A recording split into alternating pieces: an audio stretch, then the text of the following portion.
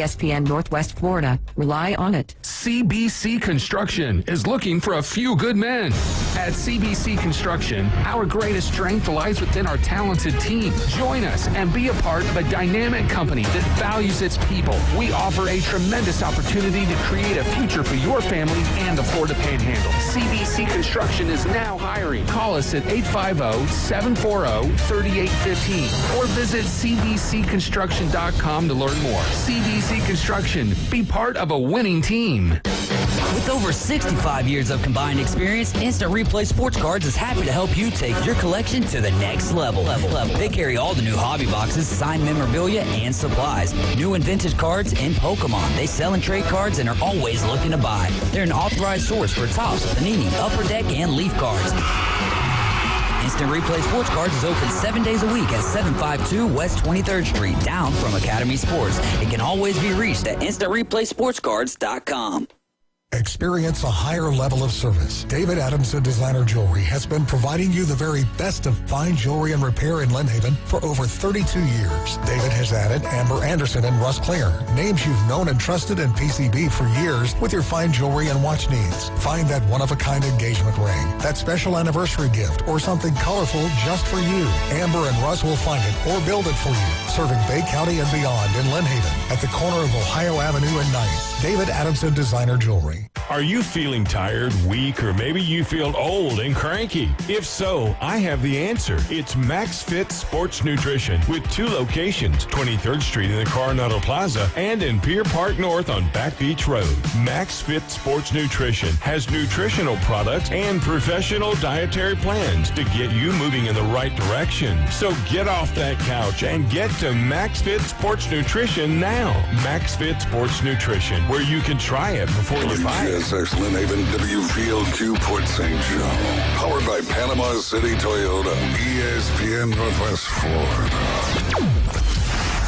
Now, we're live and local inside the CBC Productions. Are you ready? Okay, let's begin. Trip. The Afternoon Underdog Trip. Live and local. Inside the Talk House. Unleash the dragon. I'm the Sports Talk Monster. ESPN Northwest Florida.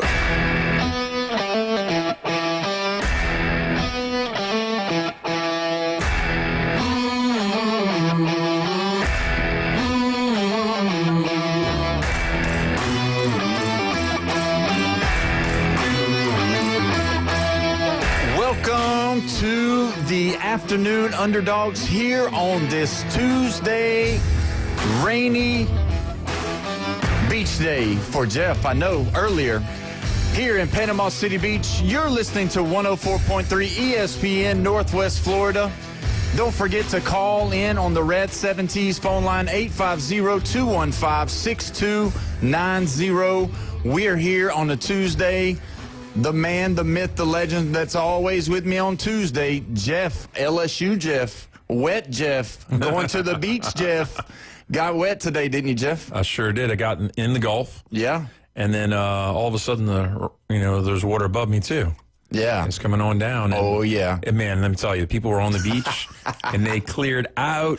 Oh, yeah. The saying gets wet quick, and they start pulling them carts. Them carts start making the beeline for the exit. Man. Yeah, they just cleared out. It was like, boom. And there were some people in the Gulf with me in the water, and they cleared out, too. Wasn't it a red flag today? Something like that? It was a single red, which is, I don't want to say awesome, but it's awesome for me because I like waves. Yeah. So I had my board out there. That's good. Yeah. A lot of people think, like, on the East Coast that we don't really have a lot of waves in the Gulf, but we do. I mean, honestly, that's pretty good. That's the shocking thing is for work, I went over to Miami, I don't know, for like 3 months, and I was working in Miami, and what I was shocked at is that I always thought that the Atlantic coast there had, like, major waves. Yeah. And I went out there, I was like, is this a sound or something or another? Because it was like no waves. Felt like and a I was lake. I was like, what in the world? And like, I was blown away. The other thing I was blown away by Miami was, now I'm older than you, obviously. Obviously. I'll remind you again. Obviously.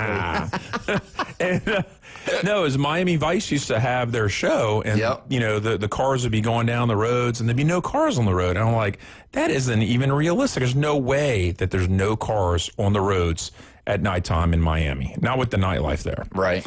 And then I got there, and I was like, what in the world? I mean, I'm telling you, there's like no cars on the road late at night Really? in Miami. Yeah, I was like, this is strange. Because even in New Orleans, another party town, right? Mm-hmm.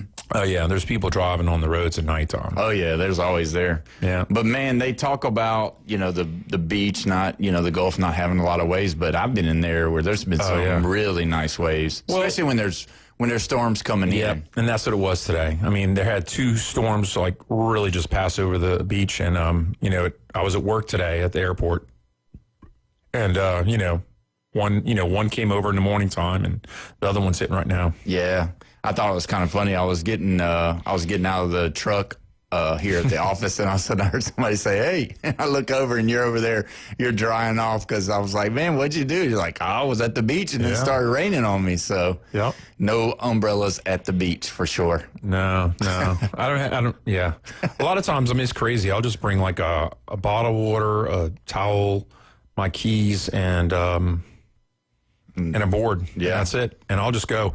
No chair. Nah. I just lay on my board, and then what's the other thing? Oh, it's canopy or anything like that. Nah. Yeah. I mean, if I have somebody else gonna meet me there, sure, I'll do all that. But no need to. It's a hassle. I mean, driving it down into the sand or getting the sandbags or whatever they have. You're driving down Front Beach, and you look over, and there's dads with their wife and their little kids and all that, and they're like toting like the whole wagon and everything. And they got the chairs, all this stuff, and they're like doing this number, and they're like, oh my God, it's like.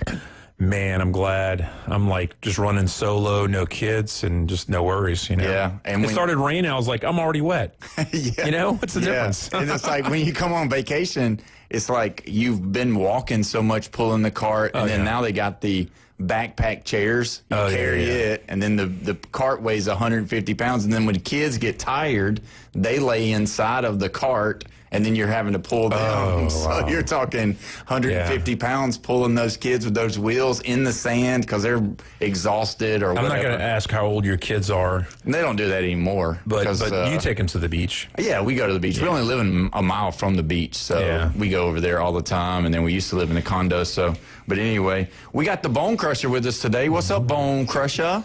I thought LSU Jeff was Jeff Spicoli for a minute there, talking about those tasty waves, bro. Oh yeah. One of the people that asked one time was Jeff from California. He didn't look like he was from LSU, but I was like, oh yeah, he does kind of look like an old surfer guy walking around with his shirt off, saying, "What's up, brah?" all the time. But anyway, so Bone Crusher. We talked one time about when we had some things that we had. Discussed about some old school television. I don't know if you saw this today or not, but What's Happening, the show. Do you remember that show? What's Happening? Hi. Hey. Yeah, that's where I get that quote from, yeah. Yeah, Rerun and Raj and Dwayne.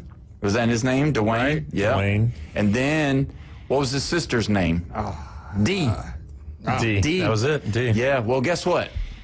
Unfortunately, she passed away today. Oh, no. Yeah, she was 60 years old. Wow. Didn't seem like she was that old. I always thought she was like my age or something, but, she's closer to Jeff's age of being at 60. But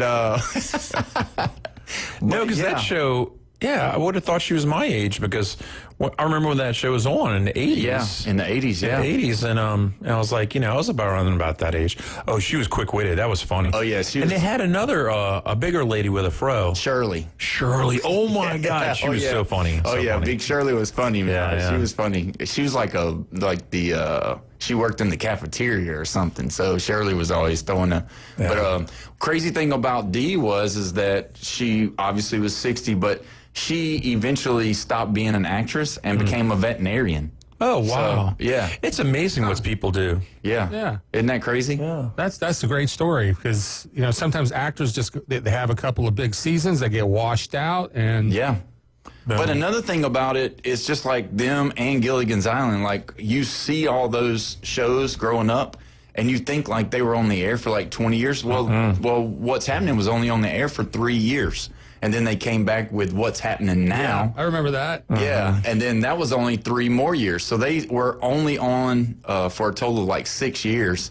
And so I think it was like Addams Family. I think the Munsters were on for a good little amount, but the Addams Family was not on for very long. Beverly Hillbillies and Gilligan's Island. Gilligan's Island, it shocked me 3 or 4 years. Yeah, it was nothing. But like Gilligan's Island is probably the most replayed on TV land that there is. I mean, watching at night? I know. The other one is Star Trek. Yeah. You'd be blown away. But it's like 4 seasons or 3 seasons, something really short. Yeah, but it seemed like growing up, it seemed like you're watching all these episodes. Yeah. But here's the thing. Nowadays, you're lucky if you get 12 shows out of one season. Sometimes they're only like 8 or 9. Back then, 15 or 16 or even 18 was a norm. Yeah. Think about, I mean, Brady Bunch was on for a long time here. Like Cheers was long. Yeah, well, MASH was huge. I was real young then, so I don't remember MASH as much. Great show. Yeah. I think the longest running show at that time was MASH, and then Hee Haw. I remember Hee Haw. And then 60 Minutes is a news broadcast, and that I think blew everybody out the water. So I always thought Hee Haw was kind of funny growing up. So have you? So I did a thing probably about 3 or 4 months ago. Me and my wife was talking about it, and we were talking about different shows and stuff like when we were kids. And I was like, man, Hee Haw used to be so funny. And so I was like, hey, and I called my little boy in there. I was like, let's watch some of this Hee Haw for a second. It was the worst show. Corny. It was corny. Yeah. And it was so inappropriate. Yeah, like some of the women that they had on that show, I didn't even realize it growing up. They had another old one like that didn't last as long, called Petticoat Junction. Yeah, Petticoat Junction. I remember that too. Yeah. Well, wasn't the strip here in Panama City, didn't they have the Petticoat Junction over there by Shores of Panama and all those other areas? They had like a theme park over there, and they had a train, and it was all like decorated like the Petticoat Junction. So, yeah, that was a crazy deal that they used to have. Growing up in the South, I watched some Hee Haw. And they poked fun at the the accent and everything, and they always had a dumb person, right, and everything. Yeah. And then growing up, I really kind of resented it a little bit afterwards, after watching those shows and everything. I was like, man, all these people around the nation, West Coast and Northerners, think that we're just a bunch of bumbling idiots in the South, right? We kind of are. I didn't like that. And then so when 92 came around, Bill Clinton was running against George Bush Sr. And I said, oh, my God, that twang. There's no way that the rest of the country is going to vote this guy in. And I was completely shocked that Bill Clinton was elected to beat an incumbent. Yeah. Because incumbents don't get ousted, you know? So a little Arkansas twang got him in there. Are you kidding me? That's crazy. I was shocked. Yeah. I mean... That's what's so crazy, though, is these shows, you don't realize, like, until you go back and watch them, how bad they were. Right. You know, because it's like, man, they were terrible. You know what, though? We were talking about Cheers. Cheers held up. I watched some of the Cheers stuff. I was like, oh, wow. It's funny. Yeah, that one. I was trying to think of another one, but I don't know, man. Those 80s sitcoms and during the summertime when you couldn't go outside because your mom and dad was, either at work or didn't allow you to go or whatever, or it was raining, so you didn't go out. But just watching those shows. Well, that and I was an MTV kid. Yeah, see, I wasn't. I grew up with MTV. See, we couldn't get cable down my way because we were too far. You'd have to get one of those huge satellites. Dishes, you remember the big dishes? Oh, my God. My favorite idea of that is I went down to Cancun, and we started driving south of Cancun. Yeah. And there would be, I'm talking about 10 shed, like a tin roof, like the corrugated one that goes like that. And they'd have a satellite dish. And that's how their priorities were 25 years ago, is that they would live in a tin can and have a satellite dish so they can get their shows. Yeah. It was that was the amazing most to me. important. I remember we used to go over to friends' houses just to be able to watch cable television or satellite TV, and it was like a treat. I mean, you know what I mean? Yeah. They'd be falling asleep at night. Like me and a couple other friends would go over to my one buddy that his dad had bought him a big old satellite. I mean, that thing was probably 20 feet across, and it was just huge. And I remember us staying up, and he would always go to sleep and be like, man, why are you going to sleep, man? This show, he's like, man, I watch this stuff all the time. It's because we didn't get to see it. Exactly. We was excited. It's like an Atari, or they had another one called Intellivision before Nintendo, you know? Yeah. And that was a big thing. And what makes me wonder about the generation, okay, baby boomers is a little bit older than me, you know? Mm-hmm. When they got color TV, did they like go to friends' houses and like, I'm sure. Color TV? Yeah, I mean, I'm sure it was a big deal. I remember when remote controls started coming, you know, being a thing. And everything. I was like, ooh. Well, I mean, if you remember, like, just all of those things, like getting everybody wanted a big stereo system in their room, playing the cassettes. Yeah. It still had the, that you played the album on top. Turntable. Yeah, it still had a turntable on the top. And phonograph. Yeah. Phonograph. Yeah. But Victrola. Yeah. The Victrola, yeah. You guys are old as dirt, man. No, man. I don't even know what Victrola is. I can't even spell it. Victrola, what is that? That's a record. That's what they called a record player, like back in the early. Really? 100 years ago, it was called Victrola. Oh, I didn't know that. No, you're way older than us. I'm too young to know. I mean, I've seen an 8-track tape player, and they used to have on vinyl you had a 33, which is a full album, and a 45, which is usually the single, and you have, you know, and on both sides, obviously. But there's another thing called a 78, and those numbers are how fast the turntable moves. Oh, okay. So there'd be 3 settings, and I never had a turntable that had 78 on it, but 33 and 45 were the 2 speeds. You need a Victrola for that. Yeah, I didn't know anything about that. I just, I just played the cassettes. I mean, I just played a lot of those. And then CDs came out. And then CDs came out. Over. And then, what was it, Napster? Napster took over. And where in late 90s, 96, 97, it just dominated. Yeah. And then LimeWire was right after that. Yeah. I don't even know what that is. Oh, yeah. No. And it made it so easy for, like, DJs, because all they had to do was just download, like, Napster, there's LimeWire, and they would just play all these songs, and they'd get them from all kind of places, and people would just share it. Oh, my God, the database was insane. Yeah. I mean, because I DJ'd a little bit, you know, at a bar. Yeah. And I was like, oh, my God, look at all these songs. This is crazy. And different versions and dirty versions and long extended versions and remixes and all that. Oh, yeah. Yeah. Well, man, I tell you what, it just bringing it back to the television show, just that was a kind of an eye opener when I saw it today, because I was like, she didn't look 60. You know what I mean? Like I didn't think she was 60 years old. I thought she was way younger. But like that's usually what happens is a lot of these guys are playing younger people, but they're not actually younger. You know, and especially in like sitcom television. Gary Coleman was Different Strokes. Yeah. And then Webster was another one. And they got these guys. They got these guys. They were like 30 years old. Oh, my God, yeah. I know. They were like short. So they thought, you know, they could be young forever. Yeah. What you talking about, Willis? That's right. Yeah, that was probably that, Good Times. And then you had like Sanford and Son, you know, those. See, those are now good. You're starting to go down the thought process that I had about 5 minutes ago. I was thinking, you know what? Those are the good old days. Because you know why? We were watching all cast of black people, like What's Happening. Yeah. And you just said Sanford and Son. Good Times. The Jeffersons. Yep. And, you know, these were great times because not only that, but the music had crossover. In the 80s, man, I mean, you didn't care, you know, what color somebody was. You know, Michael Jackson, Prince. Who cares? You're going to listen to it, and it's going to be regardless. If it has quality, I'm in for it. And now there's more of a divide. I mean, when you look at the shows, you know, even like, I don't know, there's a show that has all black cast is about the record industry. I forget what it's called. But anyway. Oh, I know what you're talking about. Empire? Empire, yeah. Yeah, I hadn't and it's seen like, it. how many white people are watching Empire? Yeah. Not a whole lot. There's a divide right now, and then the 80s are like the golden era of just having a homogenous society more than ever, because in the 50s and 60s, hey, look, segregation, everything was divided. You know? 80s kind of brought people in. Yeah. And then slowly we're dividing ourselves. Well, again. hopefully, like some of the things that we do like and talk about that I don't think there's a divide in, which is sports, which is what we're mainly here for. But it looks like this was the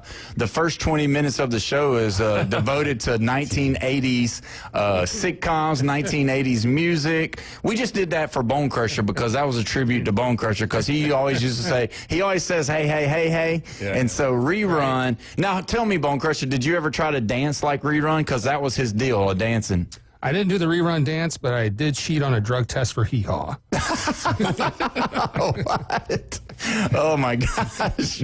But when you look at those shows, those were awesome. Those are our childhood. And, you wonder what kids are going to say about their childhood nowadays. Oh, I didn't watch TV. I played Roblox, or I didn't really, I played Fortnite. I didn't really watch a lot of TV, because, we were just, there's a lot of YouTube babies. That's all they do is just watch little 10, 20-second films, and that's all they got. They don't have the full episode. And you know what the worst thing about episodes were growing up is the fact that you couldn't just watch all of them. You had to wait till next week to see what happened. I hated the ones that used to say to be continued. Like the Dukes of Hazzard, they would always do a to be continued. I'm like, no, finish. I want to see the car would be in the air. And it'd say to be continued every time. And it used to tick me off. I'm like, no, I want to watch it now. So I'm not a big Goonies person, that movie, but my age group, what's that? Love it. You love it, yeah. So, I mean, my age group, they really love the Goonies. And then your age group, you know what people still talk about? And actually, even my kids have seen it. The Sandlot. Yeah, I like The Sandlot. That was good. Yeah. I thought The Sandlot was good. We can talk a lot of that, but Redbeard said on the Red 70s phone line, he said, bring it back to sports and 80s music with the Super Bowl shuffle. Oh, yeah. Oh, yeah. Oh, absolutely. The Bears. Yeah. I'm not here to cause any trouble. We're just here to do the Super Bowl shuffle. There it is. That's right, Redbeard. 1985 Bears. The Super Bowl was in 86. Yep. And do you know where that Super Bowl was? Yes, I do. It was in New Orleans. In New Orleans. I mean, it just seems like the New Orleans, everything we always talk about turns around some way Sometimes it happens. to New Orleans. That's right. That was a good Super Bowl. You know what the most disappointing... Well, why you say it was a good Super Bowl? Because the Bears are so dominant? Because they were so dominant. I like domination. I don't like everything being like, oh, we got to win by a field goal and all that. But let me tell you the most disappointing. And if you're listening, Redbeard, I want to hear your opinion about this too. Think about what happened in the Super Bowl. What can you remember about the Super Bowl? Who scored a touchdown? William Refrigerator Perry. Do you remember that? Yeah. Guess who didn't score a touchdown? Walter Payton. Yeah. One of the greatest running backs to ever play. And instead of letting him score a touchdown, they gave the ball to 72, let him barrel into the end zone and score a touchdown. It always kind of ticked me off because Walter Payton had ran the ball so good. He was a Hall of Famer, one of the greatest running backs to ever play the game. He's easily, he doesn't. I'd say at least top 8, maybe top 6 running backs of all time. For sure. There's some people I don't know if I'd crack top 5. There's a bunch of people that would disagree with you online that would say top 5 easy. Yeah. The sweetness was because he was so he could run with power even though he was small. And, he come out of Jackson State, which was a nobody school at the time as well. So him being that dominant in the NFL, that was really good. He was such a good running back though, and that was always the point that ticked me off is they gave the ball to Perry. So what you don't realize, because you were probably born about that time, was that was not supposed to be the matchup. On Monday Night Football, the Bears were undefeated. They went into Monday Night Football. They were 13-0 or 12-0, one of the two, and they went down to Miami. And they went in the Orange Bowl. And then Dan Marino and Mark Duper and Mark Clayton, they just schooled the Bears and got like more than a 2-touchdown lead. And then kind of sat on it a little bit. Like they just coasted in. And that was the only loss that the Bears took all year. And then, so what do the Dolphins do? They go up to the AFC Championship, and they get beat by a New England Patriots team that we didn't know at the time was all high on cocaine. Yeah. And, that's what came out later. Yeah. Andre Tippett.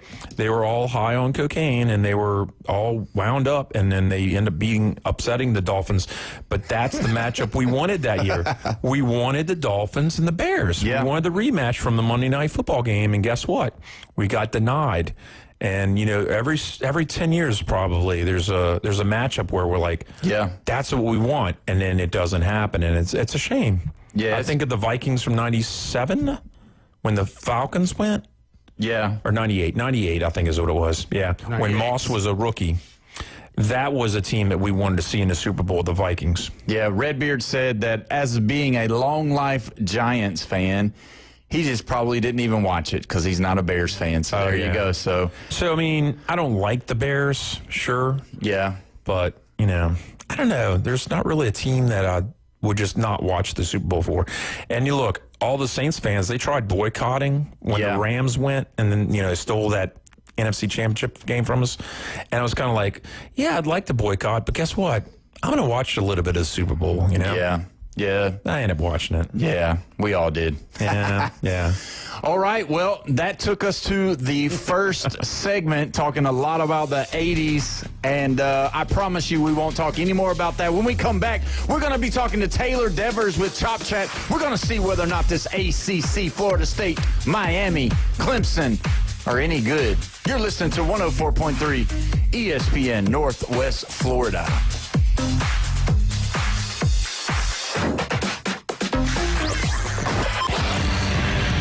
Call or text in now on the Red 7T studio line. 850-215-6290. Have you ever wanted to reach out and smack someone? Sit your ass down and shut up!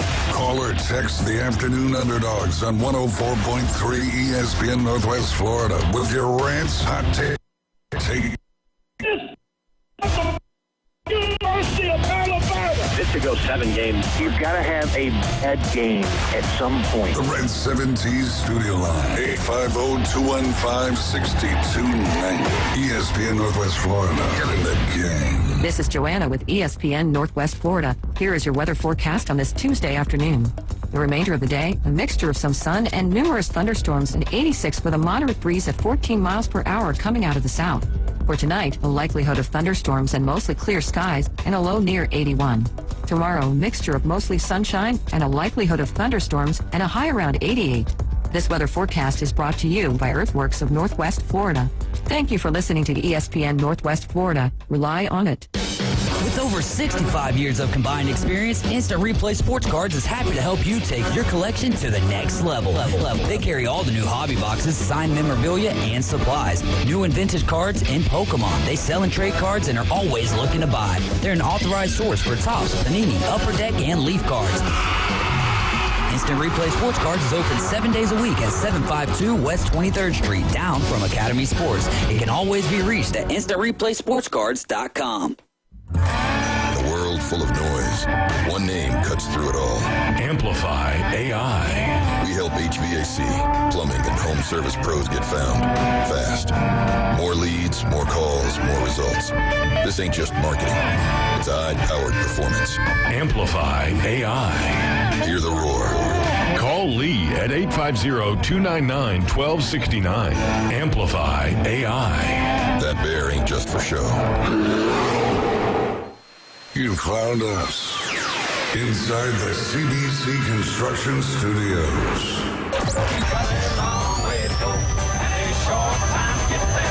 They said it couldn't be done. The Afternoon Underdogs are live. They say it can't be done. Are we going to do what they say can't be done? 104.3 ESPN Northwest Florida. And here we go. We are back. The Afternoon Underdogs here at 104.3 ESPN Northwest Florida. Your most opinionated television, Facebook, radio station here on the Gulf Coast. We are live here in CBC Construction Studios, kicking it and talking a lot about sports. We wasn't earlier, but we are now. We're joined, like we are every Tuesday, with Taylor Devers with the Chop Chat. Taylor, are you with me today? Yes, I'm with you, man. How you doing? Good. Taylor, we've been talking about a lot of stuff that's way over your head today, my friend. You wasn't even a thought in your daddy's eye whenever we were discussing all of this stuff that was going on in the 80s. Taylor, how old are you and what year were you born? I'm 28. 28? 97. 97. Wow. I would imagine Jeff graduated high school before you were born. I did. Actually, I met my wife probably about the time he was born. Okay, so 97. Wow. Year. Oh, man. Well, Taylor, how was your weekend, buddy? Man, it was pretty good. How about yourself? Good. We did good. We had some fun. Just got to do some PCB hobby, ripping some boxes over there. Got to open some baseball cards, let my little boy experience that. It was a really cool environment over here in Panama City. So if you ever get a chance if you're ever over here at the beach, man, you need to stop into PCB Hobby and check them out. It's pretty fun. They got baseball, basketball, football, UFC, Pokemon, everything, all the magic stuff, all the gaming stuff. I mean, they've got coins. They got everything over there.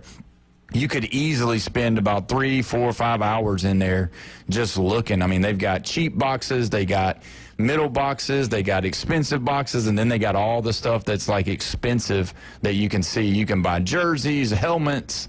Man, I'm just giving them a whole commercial here, but it was a really cool experience to go over there, and we're probably going to be going back because my little boy is like, how much was my cards worth? And they wasn't worth enough, so he wants to go buy more. You know how kids are. I was on Facebook Marketplace, and there's two things that popped out to me when they had like the memorability type stuff on Marketplace. Yeah. One of them was a Dan Marino Pittsburgh Panthers jersey. That's cool.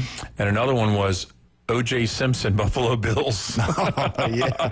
But it doesn't say O.J. on the back. It just says Simpson. Simpson, yeah. And see, that's my last name, but I would never wear a 32. Yeah. Uncle O.J. Yeah, I know you said your dad's Homer and your cousin's O.J. So anyway, well, let me go ahead. You know what, Taylor? Because, I try to respect all of my guests and try to always do that. But I don't know if you heard or not, but the University of Alabama has named their starting quarterback, and Ty Simpson is the guy, and he's going to lead the Crimson Tide versus the FSU. What's y'all's mascot? Well, it is Osceola. Okay, Seminole, Osceola. So what do you think about that? Did you get a chance to see that, Taylor? Aren't you excited? Because I know I am very excited. Shocker, shocker, shocker. Yeah, really. I really don't think it's very much there. Keelan Russell may be able to wrangle the job later in the year. Veteran option. He knows what he's doing. He's a redshirt junior at this point. He knows. It's not very hard when you have guys like Ryan Williams out here to throw to. So, we'll see. Yeah, well, I also heard during camp that, Keelan Russell was, doing well. They could tell he made plays and things like that. But I also heard that Austin Mack was actually who was battling Ty Simpson for the starting position. And, I heard Ryan Grubb today talk, and he said that the real deal was being able to run the offense and not throw the interception. He said last year, or, last camp, they were looking at a lot more interceptions last year than they were this year. And so that was really the real reason. I think Simpson's thrown one interception this whole time. So, I saw Greg McElroy. He said that it was a really, a good deal with what's going on in Alabama, and that he was totally impressed with Ty Simpson. So when you look at what Alabama's doing and when you look at what the Seminoles have been doing, it's going to be curious to see what happens on August the 30th. Now, I have heard, I don't know if this is rumors or what, but I've heard that Tommy down there with the Seminoles is not looking good. What have you heard about it?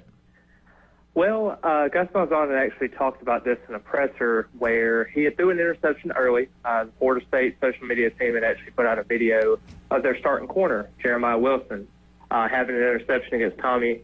And then he turns around and has 2 touchdown drives back-to-back. And Gus Malzahn talks about the level of adversity he had to face in that moment was you can either fall under pressure And let's just say, for example, you're down 14-0 against Alabama. You throw a bad interception, you get down early. What are you going to do in that moment to kind of get yourself back in the game? And I think that's an encouraging sign in practice that he was able to kind of bounce back, lead those 2 touchdown drives, and kind of get the offense where they need to be. And that seems like an obstacle that Florida State had a lot last year.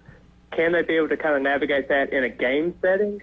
I don't know, but in practice, they've done a really good job so far at handling adversity. Well, let's look at it, because when you look at what Tommy has done, I mean, he's played in 33 games. That's a lot of games. And you know as well as I do, experience matters, especially in the college game. Ty Simpson's only played in 13 games. Most of those games is just cleanup duty, so it wasn't against the ones. A lot of times it wasn't against. It was mainly just handing the ball off. And I've got some statistics just to kind of compare the two, but there's really no comparison. If you look at the statistics about what I've got here, you know, like I said, Ty played in 13 games, whereas Costello's played in 33. Ty's got 381 yards. Costello's got 4,070 yards. Passing touchdowns, he's never thrown a touchdown pass. Ty Simpson hasn't. And you've got 33 from Tommy Costello's. And then passing interceptions, obviously none there for Ty Simpson. This one thing right here is kind of a little alarming. 28 interceptions in 33 ball games. And then you look at rushing yards. How many TDs did Tommy have? 33. So 33 and 28. Yeah. Yeah, that's alarming. That's average. That's average. That's one touchdown. Now he's coming from Boston College, right? Yeah, Boston College. Now, so the advantage there, though, is he's been playing the ACC. Right. Weak competition, right? Weak? No. ACC? Come on, man. You know what? Think the ACC, they're the third best conference in the nation, hands down. They're bigger. They're better than the Big 12. If you take out one team, maybe 2 teams out of the ACC. Well, let's take out Georgia and Alabama at SEC and talk about it. That's still not the same. Or Ohio State and Oregon. You know, you can't do that. No, it's not very true. No. You can't strip down. I feel violated here, guys. Well, you should feel violated. You know why? Tell me why. You just be the Big 12 guy, and I'll be the ACC guy, and we'll see who wins. Yeah, I mean, but the Big 12's that's the Big 12. That's the Power 4 conferences. I understand that. Why are you going to discount the ACC? Because they've not been good except for Clemson in the last 20 years. God. I mean, Florida State is actually won a lot of. I mean, other than Clemson and Florida State, you have a very, very valid argument there because Miami hasn't been relevant in 20 years. True. I mean, Virginia Tech has not been relevant in 20 years. Yeah, that's true. So let me think about this. You're 28 years old. Clemson's what, like 2-2 in a national championship in these years, right? Yeah. Miami's 1-1, and Florida State is 2-0. Mm-hmm. Yeah. I mean, we've got 3 universities out just off the top of my head that have actually played in the national championship. And about the time you were born, actually, you might have been in diapers when Vic for Virginia Tech made it to the national championship. Yeah. Yeah. But I still, this isn't Michael Vick's ACC though. No, it's not. It's not. But don't discredit the conference. I just did. I'm sorry. I'm going to do it, and I'll do it again because if you're telling me that you think that the ACC is a strong conference, now I might say it this year. This year's probably going to be a little bit different, but I can't look back and say that the ACC is very strong. Do they produce? Yeah. And I'm being facetious when I say take Clemson out of the whole gamut of the ACC, and you've got what, Pac-12, you got, you know, the whole Pac-10 or whatever, because, you know, realistically, for the last so long, Clemson and, I mean, I guess you could say Florida State because they won 2. Realistically, they're not good up and down the board, really, when you look at it. I mean, you got Boston College, you got North Carolina, you got North Carolina State, you got Wake Forest. Who else you got? Louisville. You got Louisville. You also remember Syracuse that won 10 games last year. But McCord's gone. McCord's gone. Syracuse is going to go 6-6. Let's be honest. With that schedule, it's pretty rough. I won't lie. Yeah, they're going to go 6-6. But then again, I've been wrong before because I said like Rutgers is going like 4-8 last year, and they surprised me. Yeah. Who else is in the ACC? You want me to name them all? Yeah, name them all. Okay, you ready? Okay. Yeah, go ahead. Boston College, Syracuse. No good. Pittsburgh. No good. Louisville. No good. Virginia. No good. Virginia Tech. No good. NC State. No good. Duke. No good. UNC. No good. Wake Forest. No good. Clemson. Georgia Tech, Florida State, Miami. And now SMU California, and Stanford. Yeah. That's the whole ACC right there. What'd you say, Taylor? Go ahead. I'm sorry, I interrupted you. I disagree the Duke. I disagree on the SMU. I think those are two really, really good teams. I know that they don't have Malik Murphy this year. I understand that. But I do think with Darian Menza at quarterback, I really do think he is a special talent. I could definitely see with their schedule, the way it lines up, I could see them being a 9-win team this year. I'm an SEC homer, so I'll give you guys that, but you can't look at me and say for the past 20 years, realistically, that Clemson, I mean, let's just say 10 years. Let's go back 10 years. You can't say that Clemson, you know, they've been the only one. I know that Florida State won during that time, right? They won the last actually, no, Florida State has won since 13, which has been, 12 years. 12 so, yeah, they're outside. So Clemson's been to 4 national championships in the last 9 years, I think. Something like that. I think it's 4 in the last 9. But they've been the one. That's a lot. That's almost half the freaking national championships in the last 9 years. Think about it. It is a lot, but it's also because of the cupcake schedule throughout the year. They didn't get eaten up and injured through the SEC hard physical play. And that's been the whole thing about the Big Ten. I mean, up until here recently, they've been the same way. I mean, they've got a terrible bottom half. I mean, I get it. Mississippi State, bad. Vanderbilt, bad. Who else? Arkansas, Mississippi State, you know. Arkansas, Mississippi State, and Vandy. Okay, fine. I'll give you those 3. Yeah, and Kentucky's got down. And Kentucky's down too now. So you got 4. But if you look at the ACC, there's 8. So I'm going to make a prediction right now.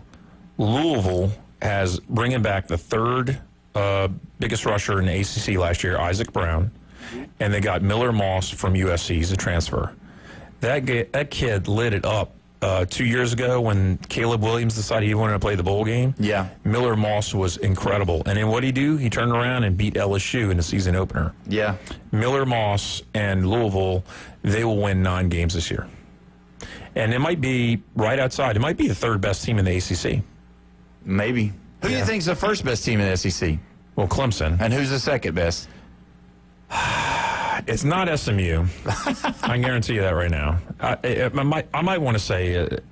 Come on, say it. I hate to say break any Seminoles' hearts, but the Hurricanes, really. Yeah.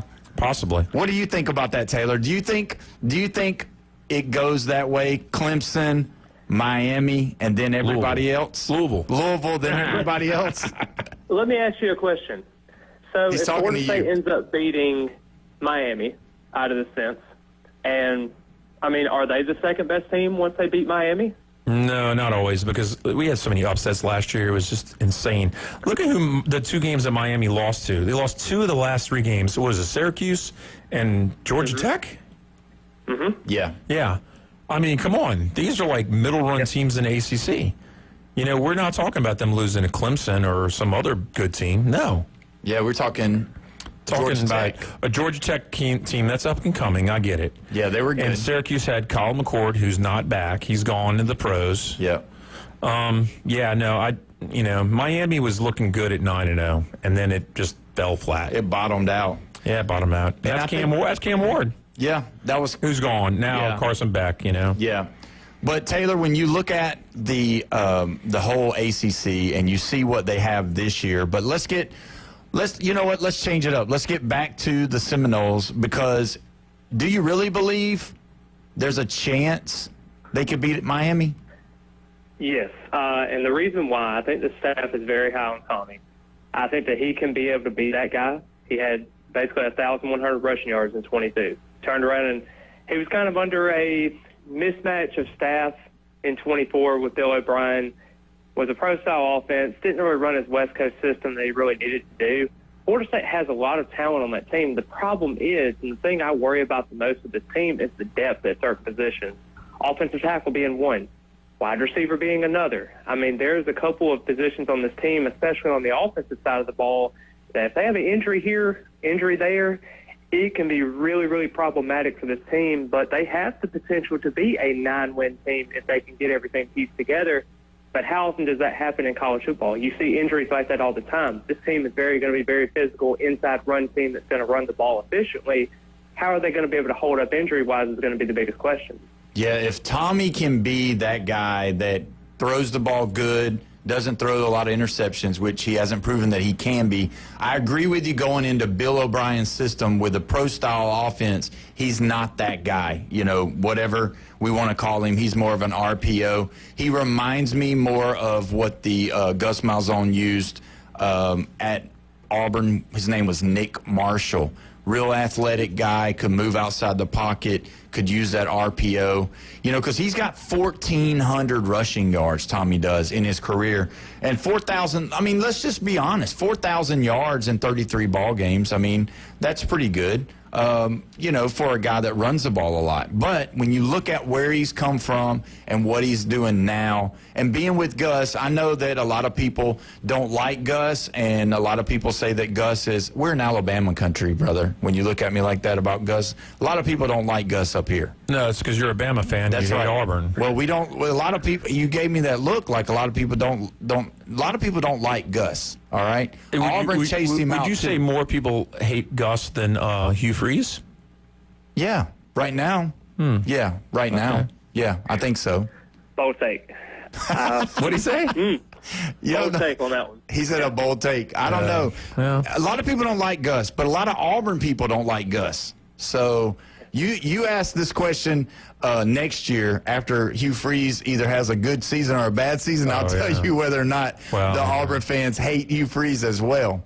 But look, we're going to have to take a break. When we come back, we're going to talk a little bit more about this Florida State-Alabama football game to see whether or not you guys think Florida State's even going to be in the game by the second half. You're listening to 104.3 ESPN Northwest Florida.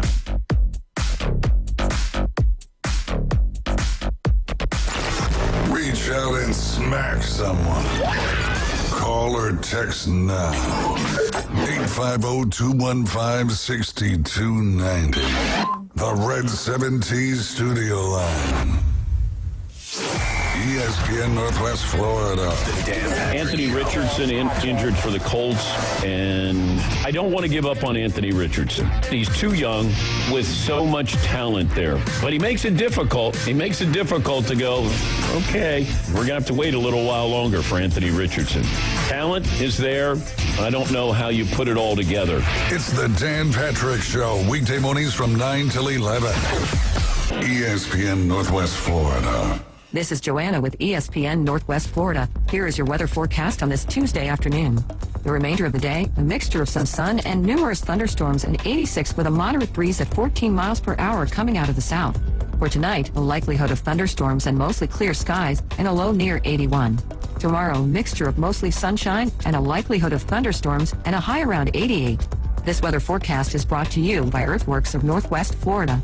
Thank you for listening to ESPN Northwest Florida. Rely on it. Take your next adventure in an award-winning Kia from Bill Bird Kia. Discover the new Kia. We invite you to stop by Bill Bird Kia and test drive the new 2025 Kia. You'll get the perfect balance of comfort, safety, and technology. The 2025 Kia SUV family has movement that inspires. Drive away today in a new 2025 Kia Soul, Seltos, Sportage, Sorrento, or Telluride. Fuel the thrill and command the road in the luxury of a 2025 Kia K5 sedan from Bill Bird Kia. Performance, power, and design built for you. Spark inspiration in the all-electric 2025 EV9. It's a modern masterpiece, fast charging, rugged, and roomy. Bill Bird Kia is the original home for the 20-year, 200,000-mile warranty. Stop by 2435 East 15th Street, Panama City, or anytime at BillBirdKia.PanamaCity.com. We'll treat you like family and give you the peace of mind you can trust. Your local community dealer is Bill Bird Kia. When the chips are down and the games are close, the 2025 Atlanta Braves don't give up the fight. Ozuna sends one soaring to deep left field. That's got wings and an engine, and it's 3-1 Braves. Tonight, Ronald Acuna and the Braves roll out for another big division series as they take on the New York Mets at Citi Field. Braves traveling to New York to take on the Mets. Pregame 6 o'clock. First pitch 6:15. Your home for the Braves on the Gulf Coast. ESPN Northwest Florida. If you build it, they will come. We're live from the CBC Construction Studios. Doing what other stations can't. The Afternoon Underdogs is live and local. 850-215-6290. When you've completed dialing, listen for the ringing signal. 104.3 ESPN Northwest Florida. And you are back. You're listening to the Afternoon Underdogs with Paul Wilson here at 104.3 ESPN Northwest Florida, the home, your spot for the Atlanta Braves on the Gulf Coast. Don't miss tonight's game on 104.3 ESPN as the Braves play the Mets. You know, and that game starts, the coverage starts at 6 o'clock. The first pitch is at 6:10. The Braves coming in on a winning streak and the Mets coming in on a losing streak. Maybe the Braves can do some damage to the Metropolitans and make this season well worth watching. So listen here for all of your coverage. The Braves are sponsored locally by Bill Berg, Kia, PCB Hobby, Panama City Toyota, Hewitt Tire, and Auto, and Hometown Towing. So we appreciate you guys for doing that because we love ourselves some Braves around here. We don't like the Yankees as much as we do the Braves. Is that right, Jeff? You know what? I just hate the Yankees. So there we go. Hey, today's show is sponsored by hating the Yankees. I love it. I love it. I love it. I really don't, and my wife's really not liking that part. All right, here we go. So we got some comments on Facebook. We got Christopher Multicante. In the ACC, it's Clemson, Miami, Louisville, SMU, Georgia Tech, then everybody else. And he says that Georgia Tech is on the up. The come up, and Georgia needed all the help they could get to beat Georgia Tech. I remember that game. That was a great game. The quarterback from Georgia Tech, I believe he's coming back. He was a stud in that game. He kept running the ball. Here we go. Here we go, Taylor. Are you listening on this one? Yep. Christopher says FSU is hot trash. Miami 27, Florida State 12. So there you go. Castellanos has 19 career picks. And that's, so he said his completions is 58%, and he's not very good. He said that the Bama-Florida State will be a low scoring for about 25 minutes start, and Bama with the new pieces. He's saying 26-13 is going to be his scoring on that. So he agreed with me, though, on the top three teams in the ACC, but then he put SMU fourth. Yeah. And that's the one I'll disagree with. I don't think the SMU is going to be in the top five. Well, and that's because this year they're not going to be as good as last year. If you were to stop and say from last year, you'd put SMU in that top because they'd be number two because they lost to Clemson in the championship game. Right. So they were, so they were two, but they I don't think four this year. Yeah, this year I think they're not going to do as well either. So. Some good old hate coming out of Miami fan there talking about Castellanos being a little bit of trash. Taylor, what you think about that? I will agree with him on one comment he made about Georgia Tech being a contender in the ACC. They play Clemson at home. They play Georgia at home. They really don't play Miami in the schedule. So bless their lucky stars, they won't have to kneel the ball over again because that's not going to happen again. So that disaster might be escaped because they're probably not going to make it to Charlotte. But on the other hand, though, too, Miami does have a good team. Their offense is really good. The problem I worry about with Miami in terms of that is their head coach, Mario Cristobal, talked about in camp, actually yesterday, was talking about how their defense was a train wreck right now and not up to the standard. Their communication was terrible. And it seems like a Miami of old. They're very physical. They play out of control. They don't really know how to handle themselves in especially a higher environment type of game.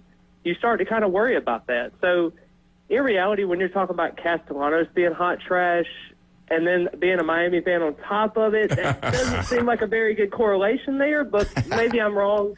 I'm not saying Castellanos is the top bread and butter of the ACC, and I'm not even saying he's dominated the ACC like you said. But I will say he is a serviceable quarterback that can be productive in the Gus Malzahn system. It doesn't take a rocket scientist at quarterback to be able to have that type of success like he had with a Nick Marshall. You don't have to be a do-it-all. I know last year he made that comment with K.J. Jefferson at UCF where he compared him to Cam Newton. I'm not even wanting him to be compared to Cam Newton. I want him to be a serviceable quarterback that can throw 15 to 20 passes a game, be a guy that can be able to run the football efficiently, get you 600, 700 yards in a season. Let's get 8 wins and let's go to the next year.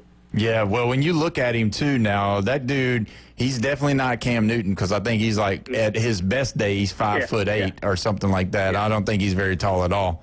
So Cam Newton being the monster that he was, that would be my biggest concern with having the small quarterback, is that, injuries just seem to follow those guys, and I believe that's why the NFL, they always are looking for the prototypical style quarterback. But let me just throw this in here, guys. So since we're all talking a little bit more geared towards the ACC, what about them UNC Tar Heels up there with Bill Belichick? I mean, are we just going to discount those guys and not say anything about possibly one of the greatest coaches to ever coach in the NFL, one of the greatest defensive minds? He's got a experienced quarterback coming in. I think they got the kid out of South Alabama coming in to run the offense. But I know that they were interviewing Tom Brady yesterday, and they were talking about Belichick being at North Carolina. And what he was talking about is that these kids will be ready.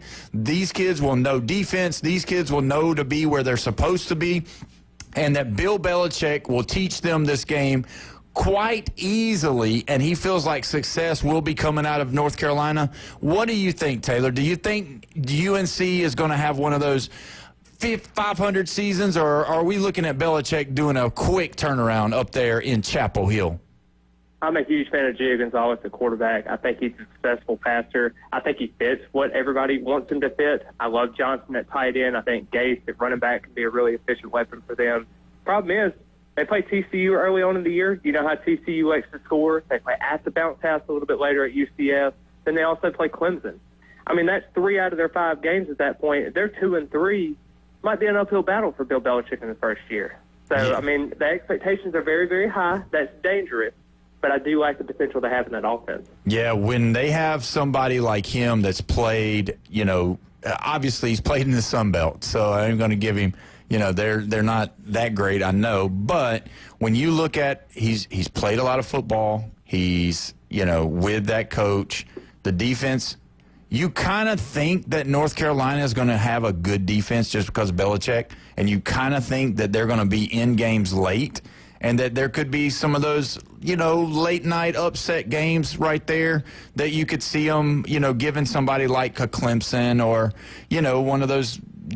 I don't really know all of their schedule, but if they play a Miami, if they play a Florida State, if they play a North Carolina State, if they play a Louisville late, those type of games, being in the game late, there's a good chance Belichick could pull 1 or 2 out of those that schedule, because the ACC is not very strong. That's why. And I will say this to add to your point just then: they do not play Miami, they do not play Florida State. And, they don't really play a whole lot of teams there. They play Clemson, obviously. But, I mean, their toughest game in that back half of the schedule is at Syracuse, at Wake versus Duke, at NC State. That's probably their toughest. So, I mean, maybe he can have a 3-loss, 5-game stretch there and then maybe end up the season 8-4. I mean, who knows? Is that success, coming into a program being 8-4 right off the gate? I think it is, personally. Yeah. I don't think you have a Gene Chizik-led defense anymore, so you can actually stop a nosebleed. Oh, man. I wonder, I'm glad. He's probably glad about that. I think Chizik's probably talking on the ACC network. They probably brought him back maybe because it seemed like his days as a defensive coordinator are all but over. I would love to see what Belichick does. Obviously, they've had a lot of outside of football problems going on up there, and we haven't heard anything about it lately, so that's probably a good thing for them. And now it's getting closer and closer to the season. Jeff, do you think Belichick's going to be able to stay there long with his age, or do you think this is probably like a 5-year deal and he's out? I say it's a 5-year deal because of his age, but not because of success. Yeah. And I think if he pulls a 9-3, they'll be super happy because, let's be honest, the Tar Heels really haven't been relevant since the 80s. Yeah. There were some years in the 80s where, they're like, oh, wow, they have this great quarterback, Mark May, or, they had some players, defensive players, too. Yeah. I mean, we're not just talking about Julius Peppers is the only one I can think of that's been drafted in the last, how many years. Of course, Drake May. Yeah. It's at the Patriots right now. Oh, man, don't forget T.J. Yates. Oh, yeah, Yates. I mean. Do you remember him? He was pretty good. Yeah. you could say an over/under maybe of his girlfriend graduating high school maybe by that time too. Oh yeah, that's When's true. prom? Oh man, yeah, that's been one of those things too. So was it UNC's playing TCU? Yeah, to open. Yeah. Okay, so now I don't want to hurt. Go ahead and say it. Sonny Dykes is the coach at TCU. Went to the national championship, right, 3 years ago. But the last 2 years have just been average. And really, I was looking forward to last year. TCU played UCF in the Big 12. And I was like, oh, wow, it's Gus Malzahn versus Sonny Dykes. And I respect both coaches because they've been somewhere, right? Yeah. They've been both of them been in national championship. Yeah. They've lost. But anyway, and UCF squeaked that game out. It was a really close game. And I thought that, Hey, they have a banner in the stadium. yes, they do. I don't know what you're talking about. Hey, we got a call from the Red 17's phone line. Ricky from Mobile, are you on the phone with me? What's going on, Ricky? Paul Wilson. Is Yes. this Paul Wilson? This is Paul Wilson. Hey, look here. This is Ricky Smith. I'm your daddy's, one of his friends, and I know I watched you grow up in Mobile, Alabama. Yes, sir. Yes, sir. So I've been trying to get in touch with you the last 3 days, and but I want to talk a little Tennessee football. Okay. Okay, so I keep seeing you wearing this Alabama paraphernalia that you have on all the time. That's right. And it really irks me to know that you originally, before you wound up where you are now, came from, let me see, Kentucky. Yeah. Yes, sir. Okay. So why don't we see more of the blue and white K, than we do that stupid, ugly Alabama crap? Well, it's not basketball season, right? Right? Yeah. Well, the thing is the Crimson runs very deep, and it runs deep in my family, as you know. And if you cut all of us open, we all bleed crimson, I believe. Yeah, well, if you cut me, I'm going to be orange and white coming out. Well, a quick story. I remember growing up, Ricky played a lot of softball with my dad, and Ricky was a big Tennessee fan, and he always wore the orange. He's not lying. And I do remember, and this scarred me as a child, just so you know, Ricky, that you wore this orange jumpsuit with the orange pants and the orange shirt one night when we were all going out to a restaurant. And That's he's right. the biggest Tennessee fan that I know. Do you have orange overalls? I do not. That's my next purchase. Yes. Put that on your Christmas I'm list. getting the checkerboard ones. Oh, man. I'm gonna get that.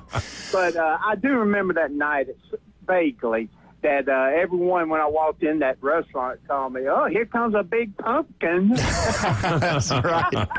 The good old orange. Well, we do have to take our 5 o'clock break. Thank you so much, Ricky, for calling. Man, it was good to hear from you. Hey, God bless you.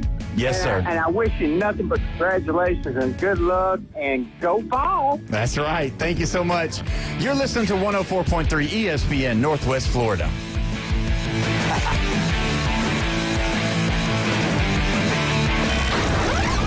Taking your hot takes, rants, and take time. Let's hear it on the Red 17's studio line. 850-215-6290. This is Joanna with ESPN Northwest Florida with your Tuesday's weather. Tonight there will be a gentle breeze out of the south, mostly clear skies and 81. Light rain and a likelihood of thunderstorms tomorrow morning, about the same, 86. In the afternoon and evening, a possibility of thunderstorms and mostly sunny, and a high of 88. The same at 88 Thursday, and we'll have a variety of mostly sunshine and a likelihood of thunderstorms. This forecast is brought to you by Ellis Agency Insurance. Thank you for tuning into ESPN Northwest Florida. Rely on it. PCB Hobby, the beach's premier hobby store for sports cards, comics, coins, and trading card games. PCB Hobby carries the largest selection of boxes and packs from the latest releases of brands like Topps, Panini, Leaf, and more. Looking for a specific player or team? PCB Hobby has a wide assortment of raw and graded cards. They carry parallel rookie, game used, and autographed cards in both modern and vintage. Have a collection you want to sell? We buy, sell, and trade. PCB Hobby on Back Beach Road, just east of Florida Linen. Call 850-320-8388. WGSX Lynn Haven, WVLQ Port St. Joe. Powered by Panama City Toyota. And that's out of the ballpark. ESPN Northwest Florida. What's in store at our national sales event? A lot. And this month at Panama City Toyota, get 3.99% APR on the super stylish Camry, plus 90 days until you make your first payment, and 3.99% on the impressive RAV4, plus 90 days until you make your first payment. Get 2.99% on the ruggedly refined Tacoma, or get 1.99% on the hard-working Tundra. Let's put you in the driver's seat at Panama City Toyota. Offer expires September 2nd. For details, visit PanamaCityToyota.com. Now, we're live and local inside the CBC Construction Studios. From the diamond to the end zone, from the studio to the sideline, we're the destination for sports on the Gulf Coast. ESPN Northwest Florida. Now back to the Afternoon Underdogs.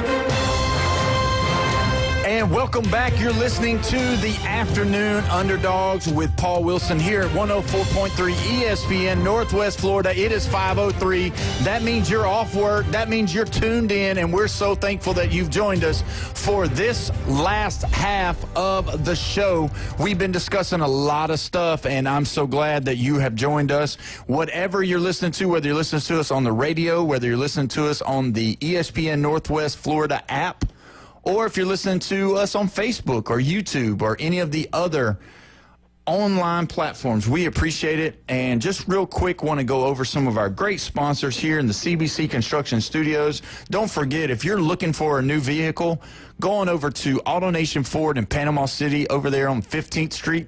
They have a great lineup of vehicles that, you know, used or new. And the other part is they got some really good financing deals going on right now. Some 0% for, I think, 48 months. So if you want to go over there and check those guys out, that would be awesome. Just tell them Paul Wilson sent you.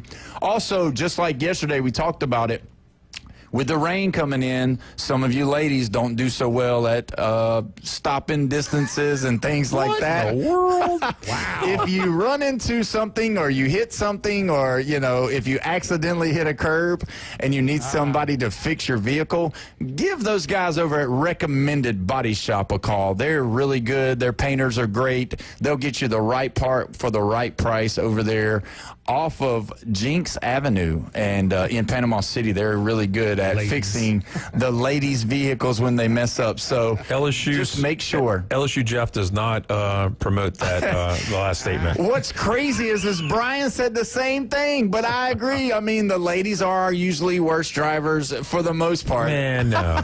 I was driving in this rain today, and I was like, these people are stupid. It's torrential downpour. Oh, yeah. And everybody's in a rush, and everybody's in a hurry. And it's school season. School's already going. Stay out of the right lane on Middle Beach, because this is a big puddle. Yeah. Make sure you do that. And also, don't forget, we're giving away tickets to every single Jacksonville Jaguars home game this season. So keep listening for more details to win your pair of tickets to see the Jaguars and Sunshine battle it out at Everbank Stadium from 104.3 ESPN Northwest Florida. You know, you can go down there and see Travis Hunter playing offense and defense. So just don't forget that. Real quick, going to go to a little bit more. One of our listeners wrote in that UNC is interesting, always had some NFL talent, but they have had horrible depth. It will be a well-coached team. Easiest schedule in the ACC.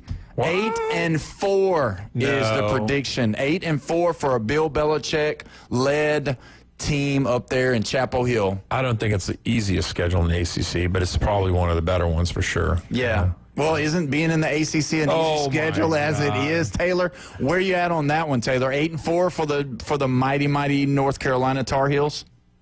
I could definitely see that. I think 3 losses maybe early on, and then they kind of battle back. Could be a really impactful thing for Bill Belichick as he goes through his first season.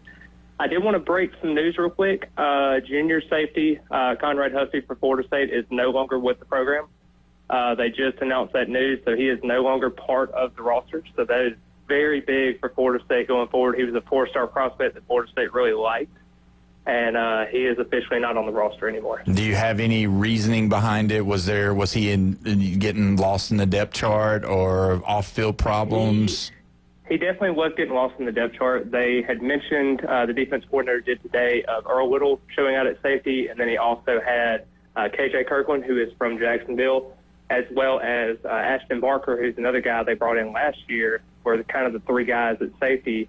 Shaheem Brown, who's redshirt senior, was not listed, as well as Conrad Husby was not listed. So kind of gives you a little bit of tea there as you go through the start of the year. Yeah, so I was watching the Tony White's press conference that he gave after the scrimmage, Florida State's defensive coordinator, and he was a little bit fired up. He said some people are playing and are stepping up, and then he was pretty hot and hostile about some of the guys needing to step up and play a little bit better instead of, I guess, seemed like they were not doing as well. So he's a little bit fired up right now. Do you have any insight on that? Yeah, it's a lot of the defensive backs as well as the defensive linemen. He is not a fan of some of the guys that are returning. Some of the times it's kind of a given with some of those guys that are returning. You're thinking they're going to have a better foot forward. They're veterans. They know the defense. But in reality, they don't really know this scheme. They might have played a lot of football, but he wants guys that want to play and have that aggression. And unfortunately, some of those guys don't. That comes with 2-10. It comes with not being a great program the last couple of years. But I definitely think he brings the fire and the expectations for this team going forward. Yeah, we're talking with Taylor Devers here with the Chop Chat, all things FSU. Taylor, if you look at what Malzahn is doing, the offense, there's a name that keeps popping up that I see a lot. I hope I don't butcher it. Keziah Holmes, the running back, during the practice, he had a 70-yard catch. Obviously, it was probably some kind of out in the flats or something like that. I don't believe he'd go, all the way down the field and throw a big bomb like that. So do you know anything about White up there or down there, rather? Yeah. So a lot of times, Keziah Holmes has been that running back that has consistently showed up whenever he's been on the field. Problem is, he transferred in from Penn State a couple years ago. He's only had about 300 yards in his first 2 seasons here at Florida State. Did about the same production at Penn State the last couple of years with them. So when he got his opportunity, he did really well. He averaged 6 yards a carry, has, I think, 7 total touchdowns at Florida State. But he's only played against, like, Charleston Southern and some of those other small schools, North Alabama a couple of years ago. But it just hasn't really panned out. Not necessarily saying he's going to be the running back to take over the role or anything like that. Usman Kroma is actually going to be that guy, true freshman running back they really liked out of the state of Georgia. But just overall, I think it is a good sign for him to kind of have that veteran leadership like a Roy Dale, to have both of those veterans in the room to kind of lead a younger freshman like that. So that way the Florida State run success can be so successful in 2025. As I was preparing for the show, I was preparing probably last week for today, and I was looking over some Florida State stuff and kind of getting my bearings on Florida State. You know what? It kind of ticked me off. I saw Gus Malzahn, and he was wearing a hat. And it wasn't like a baseball hat like he normally wears, but he was wearing more of like a fedora hat, like more of a Nick Saban hat, and I didn't like it at all. It kind of ticked me off. So I know Coach Bobby Bowden. Now, don't get me wrong. Bobby Bowden used to wear the straw hat out there when they were at practice. But is Gus Malzahn every day wearing that stupid hat? Because if he is, I'm ticked off about it, because he's no Nick Saban, and he definitely is not a Bobby Bowden. Do you know what he's wearing? I do care about what the man's wearing. Yeah, he is kind of wearing that every single day. He understands this Tallahassee heat is very, very hot. It's understandable. They don't really have any sunshine. They have a lot of sunshine out there, not much shade. So Florida State, the offense is heating up, so he's got to get prepared for it too, Oh, gosh, give me a break. Heating up down there. Good Lord. It just aggravated me. I mean, there was like, I took a screenshot of it, picture, and this was like on last Wednesday or Thursday, and I was like preparing for some of the show, and I was just like, I'm going to ask Taylor, is he wearing that, or if that was some kind of dedication that he was just doing for that day. But if you get a chance, if you're down there and he takes a question from you, or if you're on the sideline watching one of the practices, tell him to take that old ugly hat off, that he doesn't need to be wearing it, okay? He definitely could pull off a couple of questionable things if he really wanted to. I don't think Norvell is going to tell Gus, his former boss, no on what to wear. So I don't really think that would be a great exchange going forward there with both of those guys. Yeah. So what does the wide receivers look like? Because, in Gus Malzahn's system, we talk about heavy quarterback, we talk about heavy running back, but there have been those teams that he's coached that's had those tall wide receivers, I just think about some of the Auburn wide receivers or some of those burners, the guys that can make people miss or can kind of stretch the field. I don't think Tommy's going to be throwing the ball, super far in the air, but I do see them getting some routes where they can get some space and maybe trying to break a tackle or two and take it to the house. What's the wide receiver room looking like for Florida State right now? Yeah, so you got a 6'7" Deuce Robinson. He's come from USC. He was a former 5-star prospect in, I believe, the 23 class. So it's kind of interesting to see what he's going to do. His dad actually played at Florida State. Guy that they really like is the number 1 wide receiver there. Squirrel White, also another guy, former Tennessee wide receiver. He didn't do much last year because of injuries. That's one of the concerning problems with him. But in 23, he did have 800 yards. That's something very, very promising with him. Javion Boggs, true freshman. I know I'm going to say true freshman quite a bit with this team, but they really did hit the park with some of these 25 kids. Javion Boggs was a Cocoa, Florida product that Florida State really loved. Gus Malzahn actually recruited him out of high school. He was committed to UCF for a while, was able to flip him over to Florida State, had 4,500 yards in the last 2 seasons, was Mr. Florida the last 2 years, had over 45 touchdowns in his career in high school, was a super good gift for Florida State. I know high school and college doesn't translate to each other. I understand that. But this kid has been as advertised every single time he stepped on the field. LaWayne McCoy's been hurt a little bit. We're going to kind of see what that injury update's going to look like over the next couple of weeks. And then another guy is Elijah Moore, former 4-star prospect. He's a redshirt freshman coming into the season. That's kind of your 5 you're looking at. But Robinson, Squirrel White, as well as Javion Boggs are probably going to be your top 3. Yeah, that's what I was looking at. And is that his real name, Squirrel, or is that just a nickname? It's his real name. Yep. Wow. How do you name your kid Squirrel? I don't know. Are you going to have like the it's a bird, it's a plane, it's a squirrel type of thing, or are you just going to go away from that? Oh, yeah, we just moved on past that. How's the defense looking? Because that just floored me. I thought it was a nickname, honestly, when I saw it. But to be named Squirrel, I guess different strokes for different folks. But, with Tony White up there talking today on the presser, talking about having to get some people to play, if there's any kind of injuries to that defensive front and they have to start blitzing the linebackers and making the corners and the safeties have to guard people one-on-one, would you think that's probably going to be a detriment for that defense going forward for this year?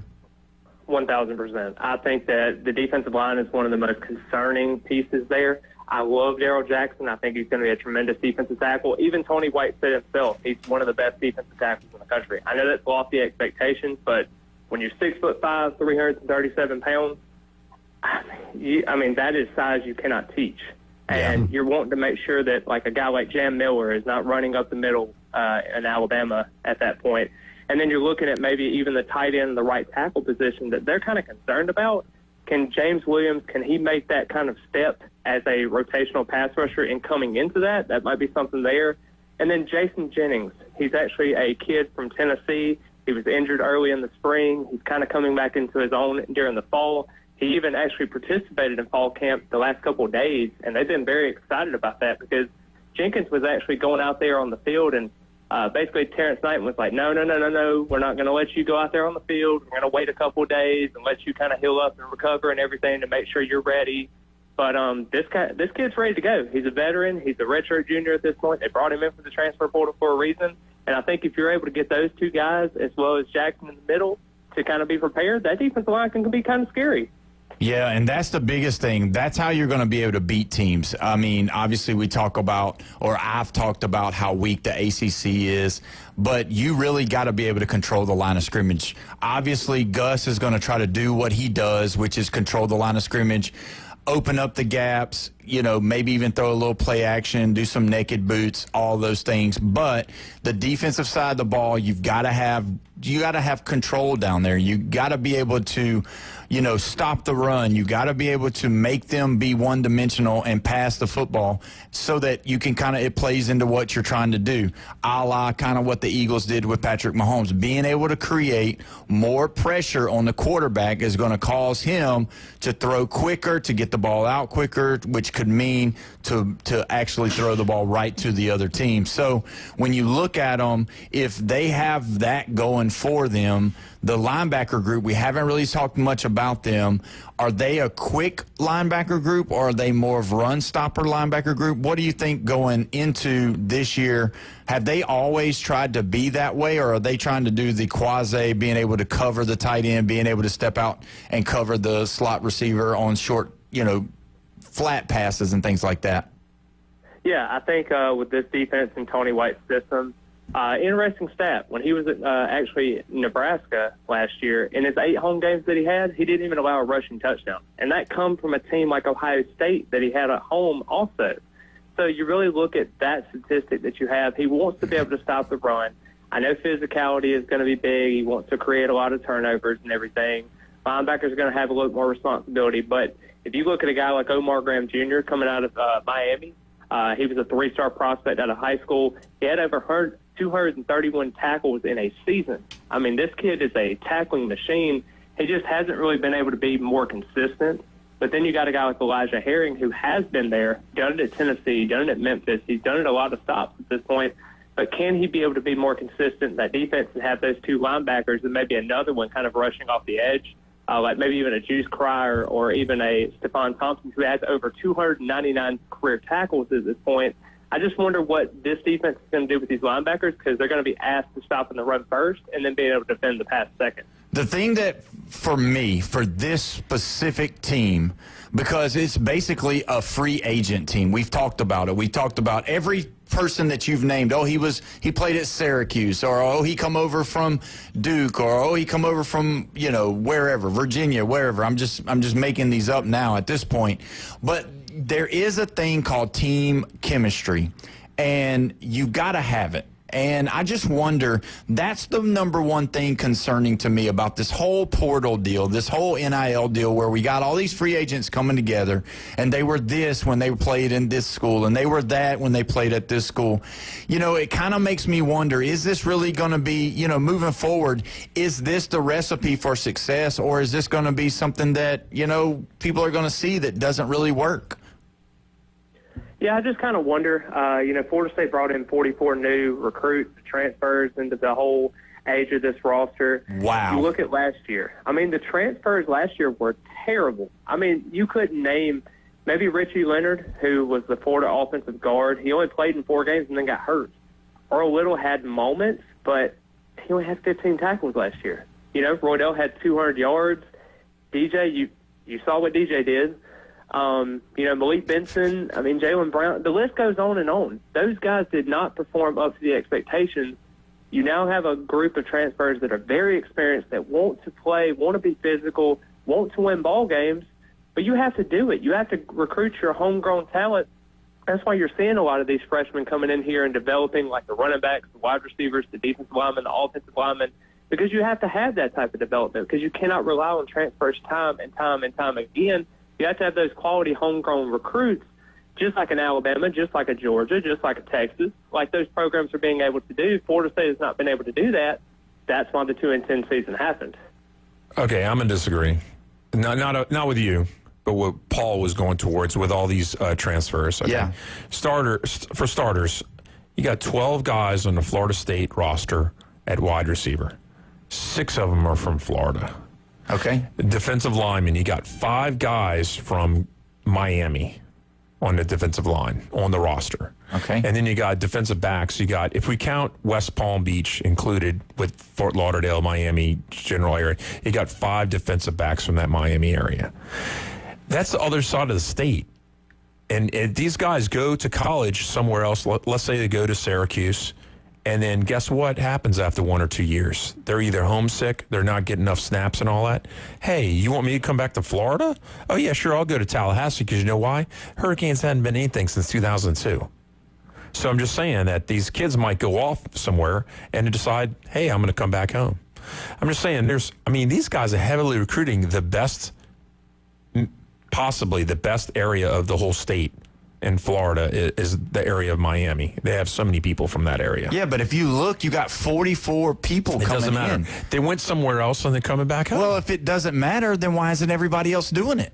Well, I mean, Louisville and other places, Notre Dame, they've been stealing from Miami their whole existence. Yeah, everybody recruits out of Florida and Texas and now Georgia for sure. Yeah. But if you look at what Florida State's doing, they're doing it totally different than everybody else. They're bringing in people that are, this is a 1-year type deal. And yeah, they may be from there, or they may have, lived there and went from, and they come back home to make the money and to play, closer to home. I get that. Yeah. But they still got to be able to gel. They still got to be able to come together as a team and still have to be able to play. And I don't know, the teams that you named, you know what they all have in common? No championships. So that's fine. You can do all this stuff and be hometown boys, but on January the 1st or January the 3rd or 5th or 7th, you'll be sitting at home watching everybody else play on the national television. Yeah, I mean, Lamar Jackson, wasn't Lamar Jackson from Miami? Yeah, I think so. He went to Louisville. And he had a Heisman Trophy season, and he's been at the Baltimore Ravens for his whole existence. Yeah. And he never won. He never won 10 games in the college. Ever. Well, what about the transfer portal with Ohio State? They won the championship last year. Yep. Will Howard, he was not at Ohio State. Downs, he had to come in through Kansas State. Downs. Quinshon Judkins. Yep, Junkins. He wasn't a running back there. True. Yeah, he's at Ole Miss. He wasn't there. Yeah.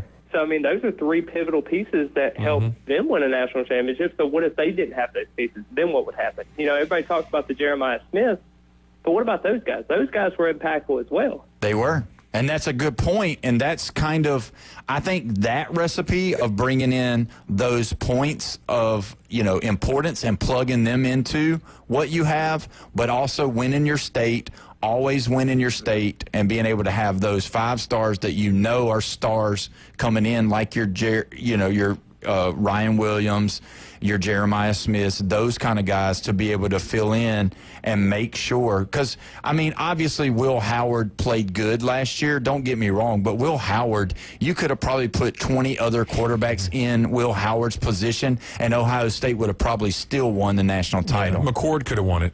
Yeah. Yeah. Yep. Ashton Genty is from Jacksonville. Yeah. And he went to Boise. Right. Well, his dad was a military guy. Yeah. And so they were moving around. I think in his last years they were over there. But still, and I'm not trying to jump on, Norvell's head or anything like that over getting all these recruits coming out from other schools. And I mean, it's the most likely thing to do now that we live in this NIL free agent market type deal that was set up in college football. But you got to know how many's enough, or when is it too much? You know what I mean? You got to be able to see whether or not it's going to happen. But when you look at Florida State, this year's the year. I mean, it's put up or shut up for most part to see if this really does work, because last year it didn't work. This year, is it going to work or not? I don't know. But we're going to take a break, and when we come back, we're going to discuss a little bit more about that. But we're going to talk about Miami as well, because I want to talk about what our guy from down in Miami talked about. You're listening to 104.3 ESPN Northwest Florida. Call in now. This is Touchstone Service. The Red 70 studio line is open. Demonstrate how to make a call with your dial telephone. 850-215-6290. Keep the game going with ESPN Northwest Florida. Just because you get out of the car doesn't mean the Sports Talk and Live play-by-play have to end. Just say, hey, Alexa, open ESPN Northwest Florida. From Michigan Avenue to the Man Cave, from the car to the kitchen, we've got you covered. Keep the game going. Hey, Alexa, open ESPN Northwest Florida. This is Joanna with ESPN Northwest Florida with your Tuesday's weather. Tonight there will be a gentle breeze out of the south, mostly clear skies and 81. Light rain and a likelihood of thunderstorms tomorrow morning, about the same, 86. In the afternoon and evening, a possibility of thunderstorms and mostly sunny, and a high of 88. The same at 88 Thursday, and we'll have a variety of mostly sunshine and a likelihood of thunderstorms. This forecast is brought to you by Ellis Agency Insurance. Thank you for tuning into ESPN Northwest Florida. Rely on it. Are you looking for a place to take a leak? Do you have a truck, tractor, or other hydraulic equipment leaking or not performing as it should? At Reliable Hydraulic Solutions, we can get you back to work. Do you have a busted or leaking hose, hydraulic cylinder or pump needing repair? If competitive pricing and a quick turnaround are what matter to your business, come see us at Reliable Hydraulic Solutions, or you can give us a call at 850-326-3000. Reliable Hydraulic Solutions, 6840 Highway 77 in Southport, the best place in town to take a leak. What's in store at our national sales event? A lot.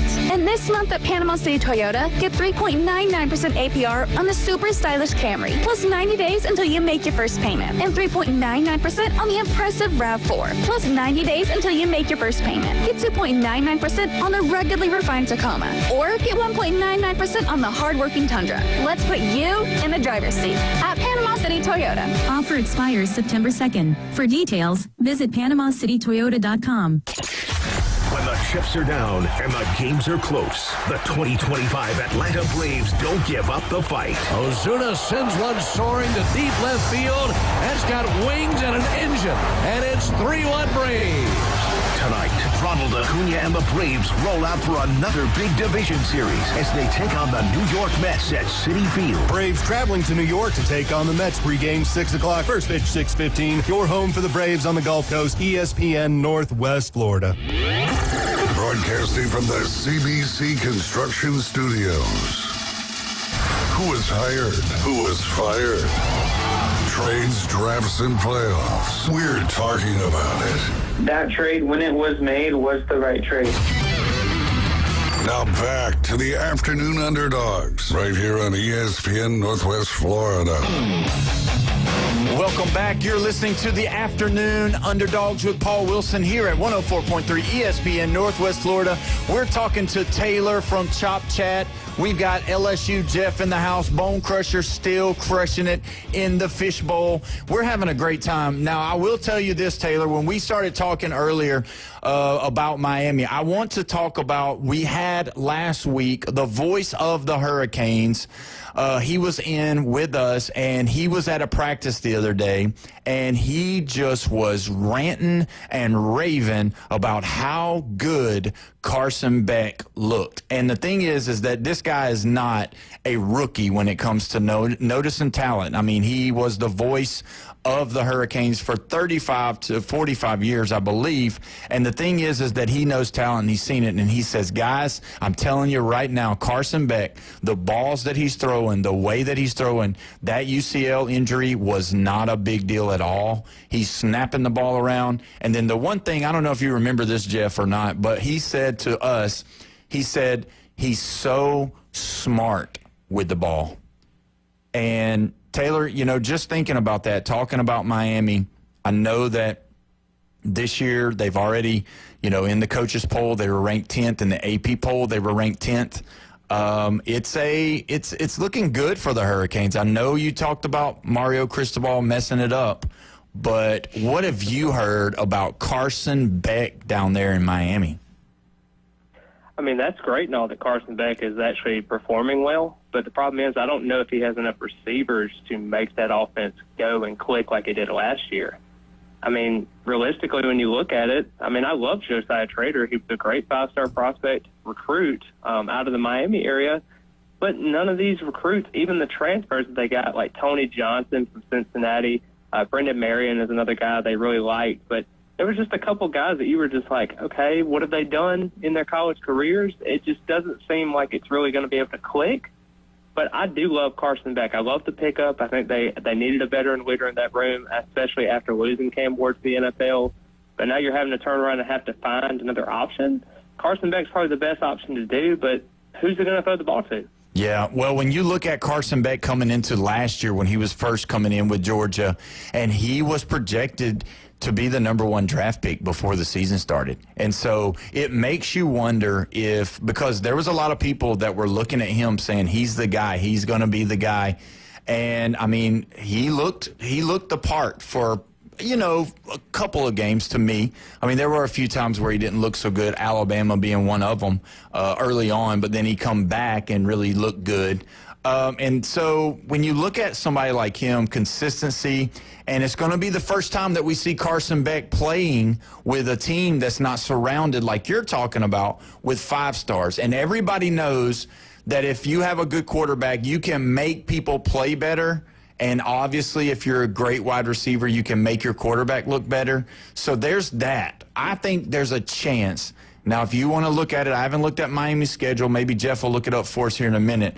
But I believe that Miami, if all the stars align and they keep Beck healthy, if the offensive line blocks, I believe he'll put the ball where it needs to be, and I believe those guys will catch the ball, even though they may be a bunch of no-names.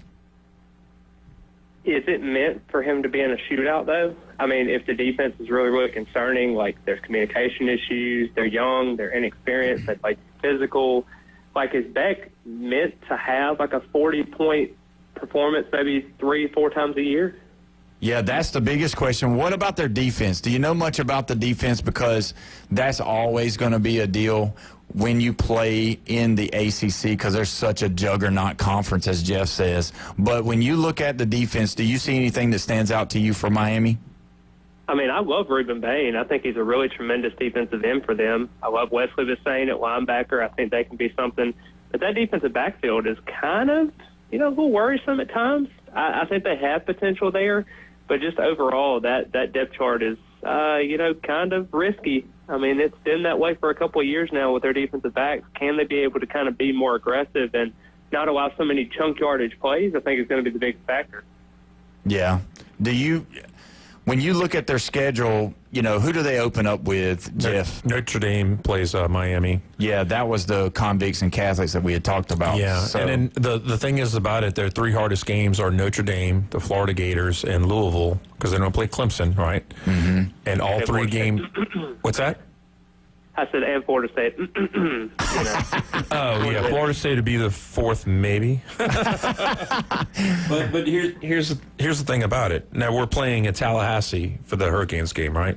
The Hurricanes, Florida State? Yeah, it's in Tallahassee. Yep. Those other 3 games are all in Miami. Notre Dame, the Gators, and Louisville are all in Miami. Yeah, so that's going to be... That's a home... they got to win home games. Yeah, and if they can win home games this year, I mean, realistically, are we looking at a possibility of them making it to the playoff? Well, the problem is that what happened last year? They went 10-2, and they were the 4th team out. Yeah. After Bama, South Carolina, and Ole Miss were all 9-3. So there's 3 teams with 3 losses that were in front of Miami as far as getting in the playoffs. So the ACC. I'm not even saying they were disrespected because it got 2 teams in. The Big 12 only got 1. Yeah, but let's just go ahead and put this out there. In my opinion, this is an opinionated show. The ACC, the SMU got destroyed by Clemson, and then in the first half, I believe it was, and then SMU kind of came back and made it a little bit. I think it was a three-point game. Yeah, made it a little bit. Yeah, made it a little bit respectable. They got the lead, and they got in all because of the way they came back. And I believe they just showed favoritism to get the 2 ACC teams in there, because no way you could say that SMU was better than the 3 teams that were behind them that got left out. Not in my opinion. Well, the irony is Alabama lost to Michigan in the bowl game. That's true. I mean, and South Carolina lost a bowl game too. Right. But SMU lost too. SMU did lose in the playoffs, but I like to spread it out and not have 4 Big Ten and 4 SEC teams, because that's 2/3 of your playoffs. Yeah, 2 conferences. I'm not saying that's crazy, because it's not crazy, because that's the way that the strength is right now. And you know what? Last year, the way the SEC beat the ACC head on. Yeah. I mean, Clemson lost to Georgia in the season opener, got schooled 34-3. Yeah, and then at the tail end. Wait, who did they play at the end? Their rival, right? Georgia Tech. South Carolina. South Carolina. Yeah. They lost to South Carolina, and season ending, they lost by 3 points to the Gamecocks. Yeah. So that's the reason why Clemson was in the ACC championship and not Miami, is because only one of their 3 losses was out of conference. In conference. They had 1 conference loss. Clemson did, but they were 9-3. And Miami got left out cold because they blew it at the end. And then they won the conference championship game. Yeah, by and 3. then they got a bye the first week of the playoff, right? Didn't they get the first bye? No, won't be the case this year. But, with I think they were the 12. No, was it Arizona? Yeah, because Clemson was the 12. They did not get a bye.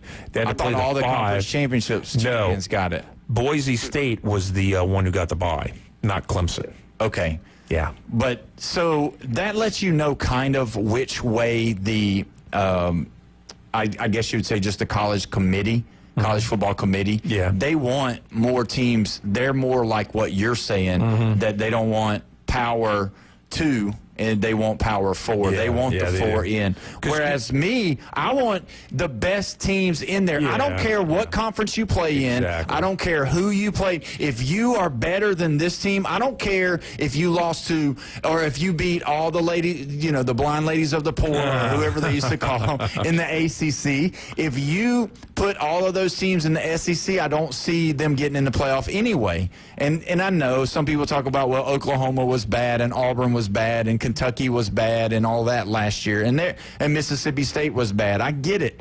But what I'm saying is that the college football playoff committee, they're always trying to make parity instead of just allowing it to happen. Everybody wants to see the best teams play.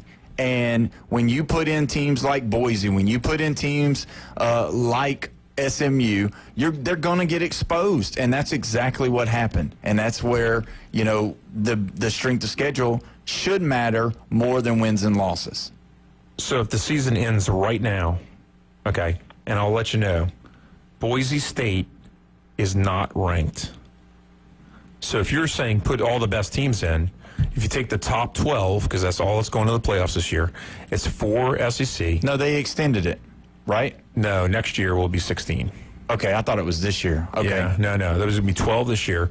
They would have 4 Big Tens, 4 SEC, Notre Dame, only 1 out of the Big 12, and then 2 out of the ACC if you just took the top 12 right now, according to the AP. And that's kind of how it is. So there's no Boise State. There's no, what do you call that, group of 6 now. Yeah. It used to be group of 5. There's no team in the top 12 from all those conferences. So speaking of the AP, Taylor, how did it make you feel that not only did the coaches poll give Florida State 8 votes, but also the AP gave Florida State 8 votes? How did that make you feel?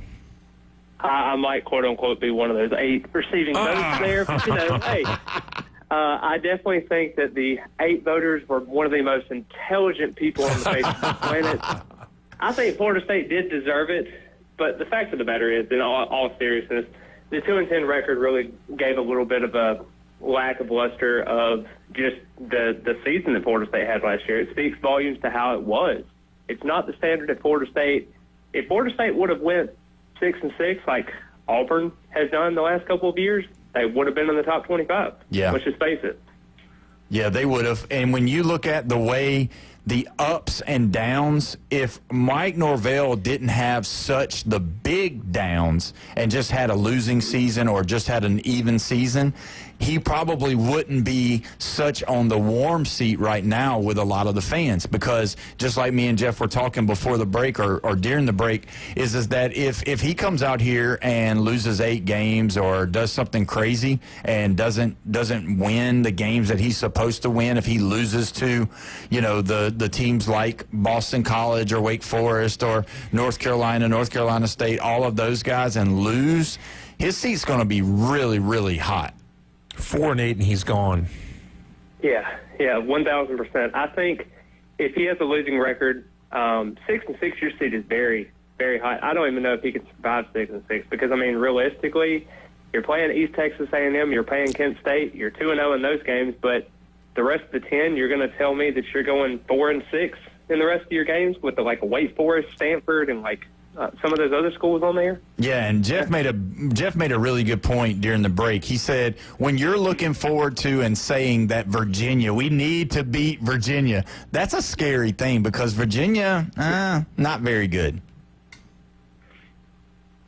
Yeah, they have a veteran team.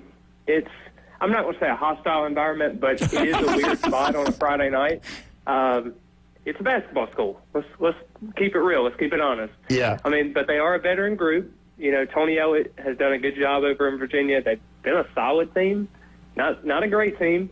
They do have a lot of returning starters that are older. They know how to win. I mean, if Virginia goes like 7-5 and Florida State's able to sneak in a win and beat them on the road kind of early, go 3-1 or 4-0, and kind of go into Miami kind of on a hot streak, that would be great. Yeah, that would be good. Now, Taylor, you're with Chop Chat. Tell the listeners right now how to subscribe to your pages real quick before we take our next break. Of course. You can follow me at Norvell Central on Instagram. I'm almost at 30,000 followers on there, so be sure to hit that follow button on Instagram. My Twitter account, or X, whichever one you call it, Central Norvell, have about 11,400 on there. And my Facebook group is about 5,000 right now, and it's just Norvell Central on that one as well. So Florida State fan football page, I always respond to my messages. I have a lot of content on there, a lot of exciting updates like I had announced earlier with the safety that's no longer with the team. Super excited to keep covering this program, and hopefully new heights come soon with all my platforms that I have. Well, I'll tell you this. If something does happen to Norvell and he leaves, you're going to have to change the name to your pages because all of them are saying Norvell. But anyway, I hope it's not Gus because nobody likes Gus around here. But anyway, we're going to go ahead and take our break. And when we come back, we're going to discuss whether or not Jimbo Fisher is in the running for a new job. You're listening to 104.3 ESPN Northwest Florida.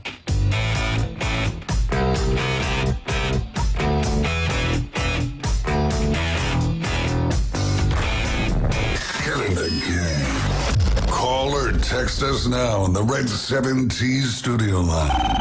850-215-6290. You've read the headlines. You've seen the highlights. But how about the unfiltered truth? Steroid era, you can like it, love it, hate it, whatever. It's a baseball.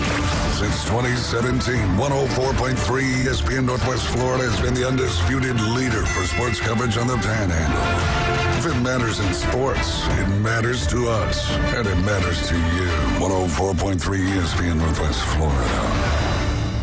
Golf is a game that should be fun, but to have the most fun, you need to play your best.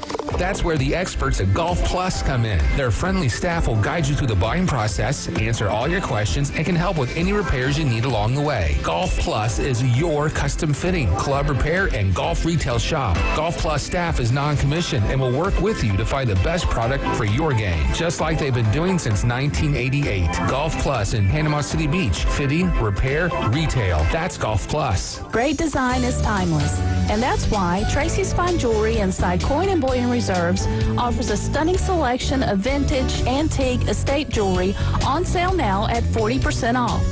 Exquisite Victorian rings, Art Deco diamond brooches, Georgian and Art Deco bracelets, earrings, and pendants. These one-of-a-kind pieces add personality to any ensemble, and now at 40% off. Find your timeless treasure at Tracy's Fine Jewelry inside Coin and Bullion Reserves. When the chips are down and the games are close, the 2025 Atlanta Braves don't give up the fight. Ozuna sends one soaring to deep left field. That's got wings and an engine, and it's 3-1 Braves. Tonight, Ronald Acuna and the Braves roll out for another big division series as they take on the New York Mets at Citi Field. Braves traveling to New York to take on the Mets. Pregame 6 o'clock. First pitch 6:15. Your home for the Braves on the Gulf Coast. ESPN Northwest Florida. Transmitting from the CBC Construction Studio. We don't sell the steak. You can stir this all up. We sell the sizzle.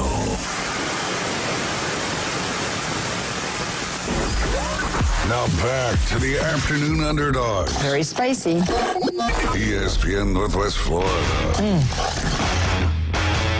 Welcome back. You're listening to the Afternoon Underdogs with Paul Wilson here at 104.3 ESPN Northwest Florida. Man, we've been discussing a lot of stuff, and nothing is more fun to talk about than new coaches. And, you know, this week, There was an interview with Jimbo Fisher, and I want to tell you guys, Jimbo is ready to get back into coaching. And I was listening to some of the podcasts. He really was talking about that championship team with Jameis there at Florida State, and he was just talking about how really good they were and some of the things that they got to do. And I'll just tell you this, guys, Jimbo Fisher is one of those guys that, you know, like I know a lot of people give him grief over some of the things that's happened where he was here at Florida State. But I'll tell you, I think Jimbo was a good coach. I think he's still got some gas left in the tank. And if I was a struggling school, if I was somebody that was, you know, looking for, you know, somebody to maybe turn us around, get us back on track, maybe kind of that bridge guy, kind of give him some money. He doesn't definitely need any money because Texas A&M's giving him a lot of money. So he's definitely not looking for a bunch. But, you know, you got a struggling school, maybe in the ACC, get a little Jimbo versus Belichick going on over there. I think that would be kind of cool to watch. Do you think Jimbo comes back in the next couple of years? Yeah, sure. I mean, yeah. What do you think? He's having a heart attack. Somebody revive Taylor over there. He's having a heart attack on the line. Some sleep over that question. Yeah, let me just say this. My guy, Freddie Stevenson, he used to be fullback at Florida State from 2013 to 2016. Great guy. Had his Trials to Triumph podcast that he had Jimbo Fisher on. Has a great relationship with all the guys on the team, obviously, because he played for Jimbo. Jimbo basically said that, you know, he'd return back to coaching. He wished he never left Florida State. I think it's all show. Jimbo is Jimbo. Florida State gave him a lot of resources. He didn't really take advantage of those opportunities. He always wanted more. The 2012 team was fantastic. If Greg Reed never got kicked off the team, they were probably going to be close to winning a national championship that year. But ended up, you know, when they had E.J. Manuel, they lost to Florida at the end of the year, and then they finished out 12-2. You turn around, you have that 2013 team with Jameis. Great season, great program at that point. You really thought everything was going to turn, the wheels turning, and then everything just kind of fell off the wire at that point. You saw Jimbo didn't really change his system. It just looked weird. It looked clunky. It just didn't really fit everything. Texas A&M got exactly what they deserved. They were a relevant program that's been irrelevant since the 1950s, and just hasn't really been much. So Jimbo's all talk, but, you know, hopefully he finds his way at maybe Florida Community College or something like that, because that's all Jimbo will probably ever be at this point. Wow. He did play at Samford up in Birmingham. Yeah. Yes, he did. He's as well. He's going to get a better job. He's going to get a better job than that. Yeah, I see somebody offering him a better job. I think if somebody opens up in the ACC, he'll be there at the snap of the fingers. 8-2 in bowls. Yeah, he's pretty good. Yep. He's pretty good in bowl games. So I agree with you, though. Sounds like Taylor's a little bit scratchy over the Jimbo Fisher comments. You think Saban liked him? I bet you he did. Yeah. Yeah, he liked him. He was the offensive coordinator till 06 at LSU. Yeah, he liked him. And guess what? He's from West Virginia. Where's Saban from? Yeah, he likes him. West Virginia. Yeah, Jimbo. I definitely will say this, though, too. Miami definitely hated him on the recruiting trail. He absolutely dominated the recruiting trail in his time at Florida State. Yeah, that is true. You're talking about winning Florida. That's what Jimbo did, and his team showed it. I mean, he had all the athletes from Florida for the most part. I mean, in which you look at Jameis. Jameis was an Alabama boy. I mean, he went right into Alabama and took him right out from under us. I mean, we offered him. He won that Trent Dilfer quarterback deal that they used to have on there, where your number one quarterback wins or whatever. And I don't know. I think too that, you know, Jimbo kind of played the field with Jameis on that and letting him do some pitching over there for a little while early on. I don't think he ended up doing it anymore, though. You know who I was surprised that never went to Florida State was Rob Johnson's nephew, Max Johnson. Mm-hmm. He went to LSU, then he went to A&M, and then he went to North Carolina, and he got injured, and he's retired now. Yeah, he's done. Yeah, he's done. Yep. I was surprised that he didn't even try out Florida State there. I thought that would have been, you know, I kind of liked them. A lot of LSU people, they were kind of iffy on them. Yeah. I didn't want to address this because I don't like to throw shade at some former players, but if Florida State gave a left-handed quarterback in Alex Hornibrook from Wisconsin a chance and didn't give a Max Johnson a chance, that just seems kind of weird to me. Yeah. No, you're right. You're right. Speaking of quarterbacks and the NFL, you know, we've been talking a lot about the preseason here. And I don't know, Taylor, if you've been keeping up with any of the preseason, but if you have you seen any of your former players out there that's kind of been playing? Do you have any of those guys? I've got one specific guy that I'd like to talk about. But did you, by chance, have you seen any of your Florida State players out there playing preseason? Yeah, Jameis Winston, to be exact.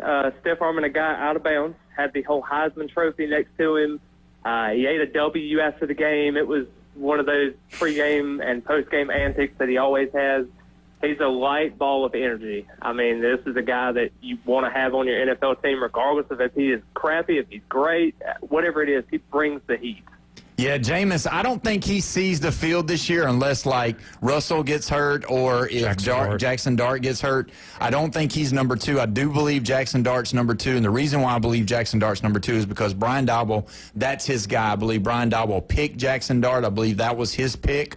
I believe he's going to live and die by that pick if he does good. He's going to die. If he does good, then... Did you hear what happened with Jackson Dart? Now, my daughter goes to Ole Miss, and she was not a big Jackson Dart fan, just to let you know. He went up to Jersey, and he kept on driving through these easy pass lanes. Yeah. He had no idea he was getting tickets for all these things, and they were adding up to, like, whatever amount of money it was. He just had no clue. Yeah, he's never driven. I mean, there's no easy tolls. pass in Mississippi.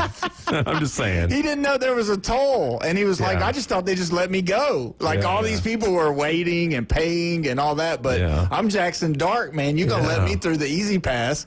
Now I got $165 worth of tickets. Does New Jersey not know who I am? Well, you know what, Taylor? I got to read this, man, because, you know, this is one of those things that, you know, we've been talking about him.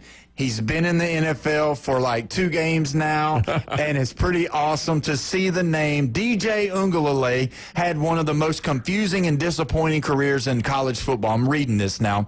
His father continues to blame the coaching staff for his son's failure. Big Dave, they call him. Uiagalelei pointed fingers directly at Mike Norvell and the Seminoles after the rookie signal caller orchestrated one single touchdown drive during the NFL preseason. So I don't know if you saw it or not, but DJ Uiagalelei out there for the Chargers trying to make it happen and interviewed his dad, which is a big guy. Big Dave said, you know what, it's Mike Norvell and the Seminoles staff's fault, and if you could just see him with a better coaching staff, he would have probably done better. And now he's with Jim Harbaugh and the coaching staff with the Chargers, and I don't even know if he's going to make the team. Yeah, Big Dave is a lot of talk. I see a lot of LeVar Ball in this situation here. That's exactly what I was thinking about. Yeah. I said he's the worst dad since Ball. It's terrible. I mean, DJ had a 51-yard pass for the Chargers in that preseason game. Against the Lions? I couldn't tell you the last 51-yard touchdown, or even just not a touchdown pass, but a completion that he has thrown at Florida State. I couldn't even tell you a time where he has thrown a 10-yard slant and a receiver has ripped 40 yards to get to that point. So I really don't even know where that even come from. I know in fall camp he got hurt. I understand he was hobbled. He already wasn't really mobile anyway. Wasn't really a great thrower of the football. You just wanted it to be serviceable in a year that you thought maybe you can win 8-9 games. But, man, that DJ was not the DJ you saw in the preseason. That definitely showed. Yeah, well, and, you know, I get it. I started looking back and thinking about it. You know, he was at Oregon State, didn't do very well there. He did okay. He did better than he did at Clemson. So that coaching staff, you know, he didn't blame them. And then you look back at Clemson, I mean, honestly, he was horrendous. He was supposed to be the face of college football coming into Clemson after Sunshine leaves. It's supposed to be him. They did this big story on him. He was Dr. Pepper. He was involved in the commercials. They started paying him. They started, you know, being a part of all of that. DJ was supposed to be one of those guys that was going to be the next possibility of being a #1 pick, and has the disaster season there. They don't mention anything about Dabo or the coaching staff there, but it's so funny funny how it just one touchdown in preseason, and now they're interviewing the dad. The dad's blaming Mike Norvell, saying he's the worst coaching staff and doing that. And I just think that's a definite bad shake for Norvell. I think it looks bad to the program, even though it's coming out of DJ Uiagalelei. Yeah, it's just a definitely weird situation. 2-10 will do that to you. If DJ would have been okay and successful at like 6-6 or 7-5, you probably wouldn't have those words at all. He got hurt in the fourth game of the season, didn't play the rest of the year. Not anybody else's fault but his own at this point. The offensive line didn't help him. Receivers didn't help him. We just didn't have a lot of talent around him. Can't really blame him, but at the same time, you want to stick up for your son, but, man, that's a bad look at a quarterback that's not really that good. When you look at, these big teams like Florida State's, Alabama's, Georgia's, Texas, all of your big schools, you always have those guys that you just can't stand, whether it's a coach, whether it's a player. Where do you think DJ, for the fans, where do you think he measures up for the hatred of a fan base down in Florida State? Do you think he's in the top 5? I honestly don't think it is. Not even remotely close. I just don't think he's relevant enough at that point. Now, you got other guys like Tim Tebow, who didn't play at Florida State, but is a top 5, top 2 hated. Travis Hunter, maybe another one, when he was a 2-year Florida State commit and then decommitted and went to Jackson State. Yeah, another one. Yeah. Jimbo could be in that situation. There's a couple of guys that take the top. I mean, let's just be honest. How about Jimmy Johnson? He's up there, too. I'm not. Yeah. There's a couple of guys up there. He's Spurrier, definitely up there. The other guy. Yeah, Spurrier. Oh, Spurrier. You know what? I mean, who really likes Spurrier other than Gamecocks and Gators, though, really? Yeah, that's true. They don't know. Nobody else really Nobody likes else him. cares Yeah, for him. I mean, not really. Not even in the NFL. I mean, actually, LSU people don't hate him, but, Yeah, it's not I mean, he would always say stuff about Georgia. He didn't like Alabama, too. He talked more trash about Georgia. Yeah.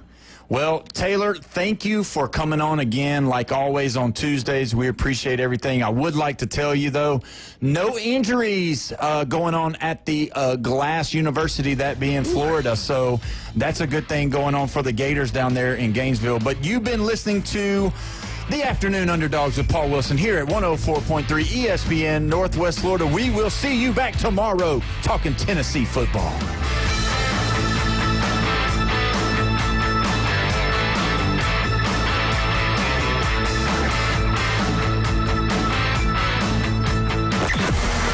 The Panhandle never stops. Turn to 104.3 ESPN Northwest Florida. This is Joanna with your latest forecast. Up to the minute weather reports all day long. A chance of thunderstorms and moderate rain. In-depth storm coverage. Winter Storm Enzo. And breaking weather as it happens. Hurricane Helene. ESPN Northwest Florida. We do have a tropical storm warning. Rely on it. This is Joanna with ESPN Northwest Florida with your Tuesday's weather. Tonight there will be a gentle breeze out of the south, mostly clear skies and 81. Light rain and a likelihood of thunderstorms tomorrow morning, about the same, 86. In the afternoon and evening, a possibility of thunderstorms and mostly sunny, and a high of 88. The same at 88 Thursday, and we'll have a variety of mostly sunshine and a likelihood of thunderstorms. This forecast is brought to you by Ellis Agency Insurance. Thank you for tuning into ESPN Northwest Florida. Rely on it. Take your next adventure in an award-winning Kia from Bill Bird Kia. Discover the new Kia. We invite you to stop by Bill Bird Kia and test drive the new 2025 Kia. You'll get the perfect balance of comfort, safety, and technology. The 2025 Kia SUV family has movement that inspires. Drive away today in a new 2025 Kia Soul, Seltos, Sportage, Sorrento, or Telluride. Fuel the thrill and command the road in the luxury of a 2025 Kia K5 sedan from Bill Bird Kia. Performance, power, and design built for you. Spark inspiration in the all-electric 2025 EV9. It's a modern masterpiece, fast charging, rugged, and roomy. Bill Bird Kia is the original home for the 20-year, 200,000-mile warranty. Stop by 2435 East 15th Street, Panama City, or anytime at BillBirdKia.PanamaCity.com. We'll treat you like family and give you the peace of mind you can trust. Your local community dealer is Bill Bird Kia. WGSX Lynn Haven, WVLQ Port St. John. Powered by Panama City Toyota, ESPN Northwest Florida. Braves up and down the lineup hot. You know, it wasn't just one guy doing all the good work in that series against the Marlins, but multiple guys just super hot right now. So that's when you put those big runs. They scored 7 runs or more in all 4 of their victories during that series. So, yeah, they're doing a lot of good things. And the bullpen, man, sometimes it's like when you're needed the most is when you pitch the best. Those guys all getting a lot of work that series because of so many games in a short time span. So those guys certainly answered the bell there. Yeah, they did. Right now, let's pause 10 seconds for station identification. This is the Atlanta Braves Radio Network. GSX Lynn Haven, WFieldQ Port St. John. Powered by Panama City Toyota, ESPN Northwest Florida. When we come back, I'll introduce you to the starting lineups for both the Braves and the Mets. Then right after that, we'll get to the first pitch of the game. Braves and Mets right around the corner on the Braves Radio Network. Hey there, baseball fans. Ben Ingram here. It's time to step up to the plate and upgrade your deck with TimberTech.